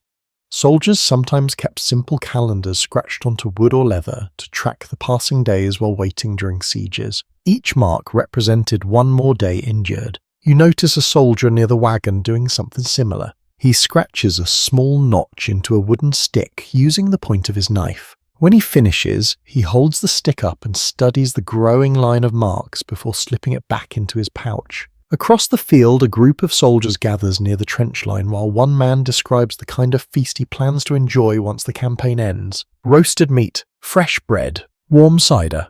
The descriptions grow increasingly elaborate with every sentence. Soon the group begins offering their own imaginary meals. The conversation becomes a playful contest of who can invent the most luxurious feast. These dreams of food may sound humorous, but they serve an important purpose. Imagining future comforts helps soldiers endure present hardships. You lean back slightly and stretch your legs. The snow beneath your boots crunches softly. The cold air still bites at your cheeks, though the fire keeps your hands warm. Across the camp, the dog lies curled beside a wagon wheel asleep once again. The horses stand quietly. The smoke from the fires drifts slowly across the snowy field. Everything feels calm. Yet beneath that calm lies the steady awareness that winter will not last forever. At some point the snow will melt, the roads will soften, it will soften. The army will march again, or the castle gates will open. For now, though, none of those moments have arrived. You wrap your cloak more tightly around your shoulders and look once more at the pale sky. The clouds move slowly above the forest. The weak sun continues its quiet path across the horizon, and beneath that slow winter fight, the soldiers of the army hold their patience like a lantern against the long cold season that still stretches ahead. The afternoon light begins its quiet descent toward evening. Winter days pass quickly, and already the sun drifts lower across the pale sky. The snow reflects the fading light, casting a soft glow across the encampment. You notice how the camp slowly shifts its rhythm again. Morning activity gives way to quieter preparation for the coming night. Soldiers gather more wood from the forest edge and stack it beside the fires. The piles grow steadily taller as the light weakens. Everyone understands that a long winter night requires plenty of fuel. Nearby, a soldier drags a fallen branch toward the chopping block and splits it into smaller pieces with several sharp swings of his axe. Each strike echoes across the frozen ground. The sound feels reassuring. Firewood means warmth. You walk slowly along the edge of the camp, watching the soldiers return from their tasks. A group arrives carrying bundles of brush that will help start fresh fires once darkness falls. Another group hauls a small sled loaded with logs from deeper in the forest. The sled slides easily across the snow. Winter travel sometimes allowed supplies to move more smoothly over frozen ground than along muddy roads. In some historical campaigns, armies even used sleds to transport heavy materials when snow conditions permitted. You pause near the trench line and glance once more toward the distant castle. The stone towers glow faintly beneath the fading sun. Still no movement. The fortress continues its silent watch. Across the field, a soldier climbs onto a wagon and raises a small horn to his lips. He blows a single, steady note. The sound travels clearly through the cold air. This signal marks the beginning of evening preparations. Within moments, the camp begins to reorganize. Cooking fires are rebuilt. Water buckets are carried toward the stream. Soldiers gather near their shelters to prepare food before darkness fully arrives. You return toward the fire you shared earlier. The cook already has a pot hanging above the flames. Steam rises as he pours water and grain into the mixture. The familiar smell of stew soon drifts across the camp again. Warm food before nightfall helps soldiers endure the cold hours ahead. Across the camp, the guards rotate once more. The men who stood watch during the afternoon now move toward the fires to warm themselves. while fresh sentries take their positions along the perimeter. Maintaining constant watch remained a vital discipline in medieval armies. Even during quiet sieges, commanders ensured that guards monitored the surrounding land at all times. You sit beside the fire and warm your hands. The sky above the camp deepens from pale grey to soft blue. The first stars appear once again. Nearby, a soldier begins telling a story about a siege he once heard about where soldiers built snowmen fighting the enemy walls as a joke. The defenders reportedly answered by placing helmets on their own snow figures. Whether the story is true hardly matters. It earns laughter from the group. A curious anecdote preserved in one medieval chronicle mentions that soldiers sometimes used humour to mock their enemies during long sieges. Harmless pranks and playful gestures helped relieve tension between the opposing camps. You imagine the castle defenders watching such antics from their towers. Perhaps they laughed as well. Across the field, the dog wanders toward the cook's fire once more. Its tail wags hopefully as the stew begins to simmer. Someone tosses it a scrap of bread. The animal devours it quickly before curling beside the warmth. The horses settle quietly for the evening, their heads lower as they rest beside the wagons. The stable hand checks their ropes one last time before wrapping his cloak tightly around his shoulders. The camp gradually dims as the sun slips beneath the horizon. Firelight replaces daylight. Shadows stretch across the snow. You pull your cloak closer and watch the flames dance against the darkening sky. The long winter night returns. Yet something feels different now. The camp is no longer unfamiliar. Shelters stand ready. Fires burn strong. Supplies are organized. The soldiers know where to sleep, where to gather wood, and how to endure the cold hours ahead. You glance once more toward the castle. Its towers now appear as dark shapes against the fading sky. Inside those walls, another group of soldiers prepares for the same night. Two camps separated by distance, yet sharing the same winter stars. You settle beside the fire and extend your hands toward the warmth. The embers glow brightly. Around you, the medieval army prepares to face another freezing night with quiet confidence. The evening settles across the snowy field with a quiet certainty. The last pale light fades behind the forest, leaving the camp surrounded once again by the soft glow of firelight and the gentle darkness of winter night. You sit beside the familiar circle of warmth, watching sparks rise slowly into the cold air. The camp now feels different from the night before. Not new anymore, not uncertain. The soldiers know this place now. Shelters stand where they built them. The trench line forms a clear boundary around the camp.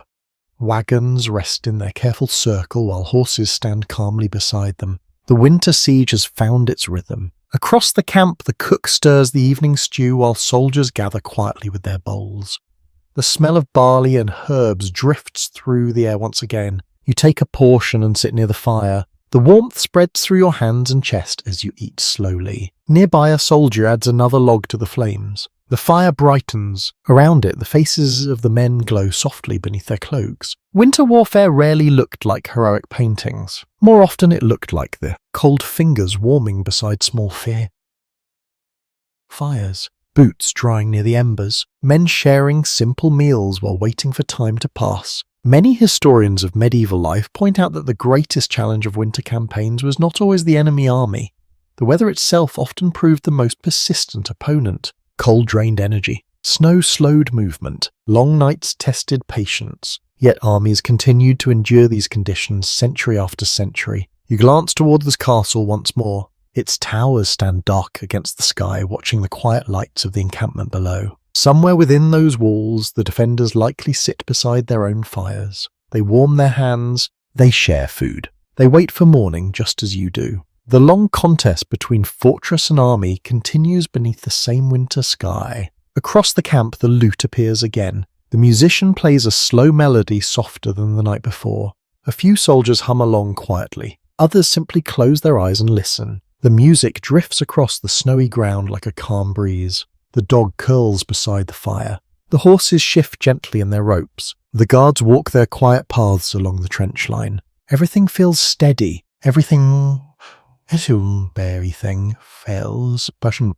You lean back slightly and watch the sparks rising from the flames. Above them, the stars begin to appear once more. Bright. Clear. Untroubled by the cold world below. army pull below. The night grows calmer with each passing minute. Voices fade. The loot quiets. Blankets rustle as soldiers settle into sleep. The fires burn lower. You pull your cloak tighter and stretch your boots toward the embers. The warmth reaches them slowly. The cold still surrounds the camp, but it no longer feels quite as threatening. You have learned the rhythm of the winter night. How to sit close to the fire without feeding it too brightly. How to wrap your cloak so the wind cannot slip inside. How to share warmth, food, and stories with the soldiers around you. And now, as the camp settles into another quiet night beside the silent castle walls, the long winter sky spreads peacefully above. The fires glow softly. The soldiers sleep, and the frozen land rests beneath the patient stars. The night deepens slowly over the winter camp. The fires have softened into quiet embers glowing gently beneath small mounds of ash. Their warmth drifts through the cold air like a fading memory of the day's work. You sit comfortably beside the fire wrapped in your cloak while the rest of the camp settles into sleep. The wagons creak softly now and then as the frost tightens around their wheels. Horses breathe slowly in the darkness, their steady rhythm blending with the faint whisper of wind across the snow. Somewhere in the distance, a guard's footsteps crunch softly along the trench line. Step. Pause. Step again. The sound feels reassuring. Everything is calm. Above the camp, the winter sky stretches wide and clear. Thousands of stars shine quietly across the dark horizon. Their pale light reflects faintly across the snow, turning the frozen field into a soft silver landscape. You take one last look at the glowing embers before letting your eyes close. The warmth of the fire lingers. The quiet breathing of the horses continues. The gentle rustle of cloaks and blankets settles into stillness. Somewhere far beyond the snowy hills, spring will eventually arrive. The frozen roads will soften, rivers will run freely again, armies you will march across the green fields instead of snow. But tonight, none of that. That matters. Tonight the medieval army rests, sheltered by simple fires, wrapped in wool and patience, and beneath the calm watch of winter stars the soldiers sleep while the long quiet night slowly carries them toward morning. Sweet dreams.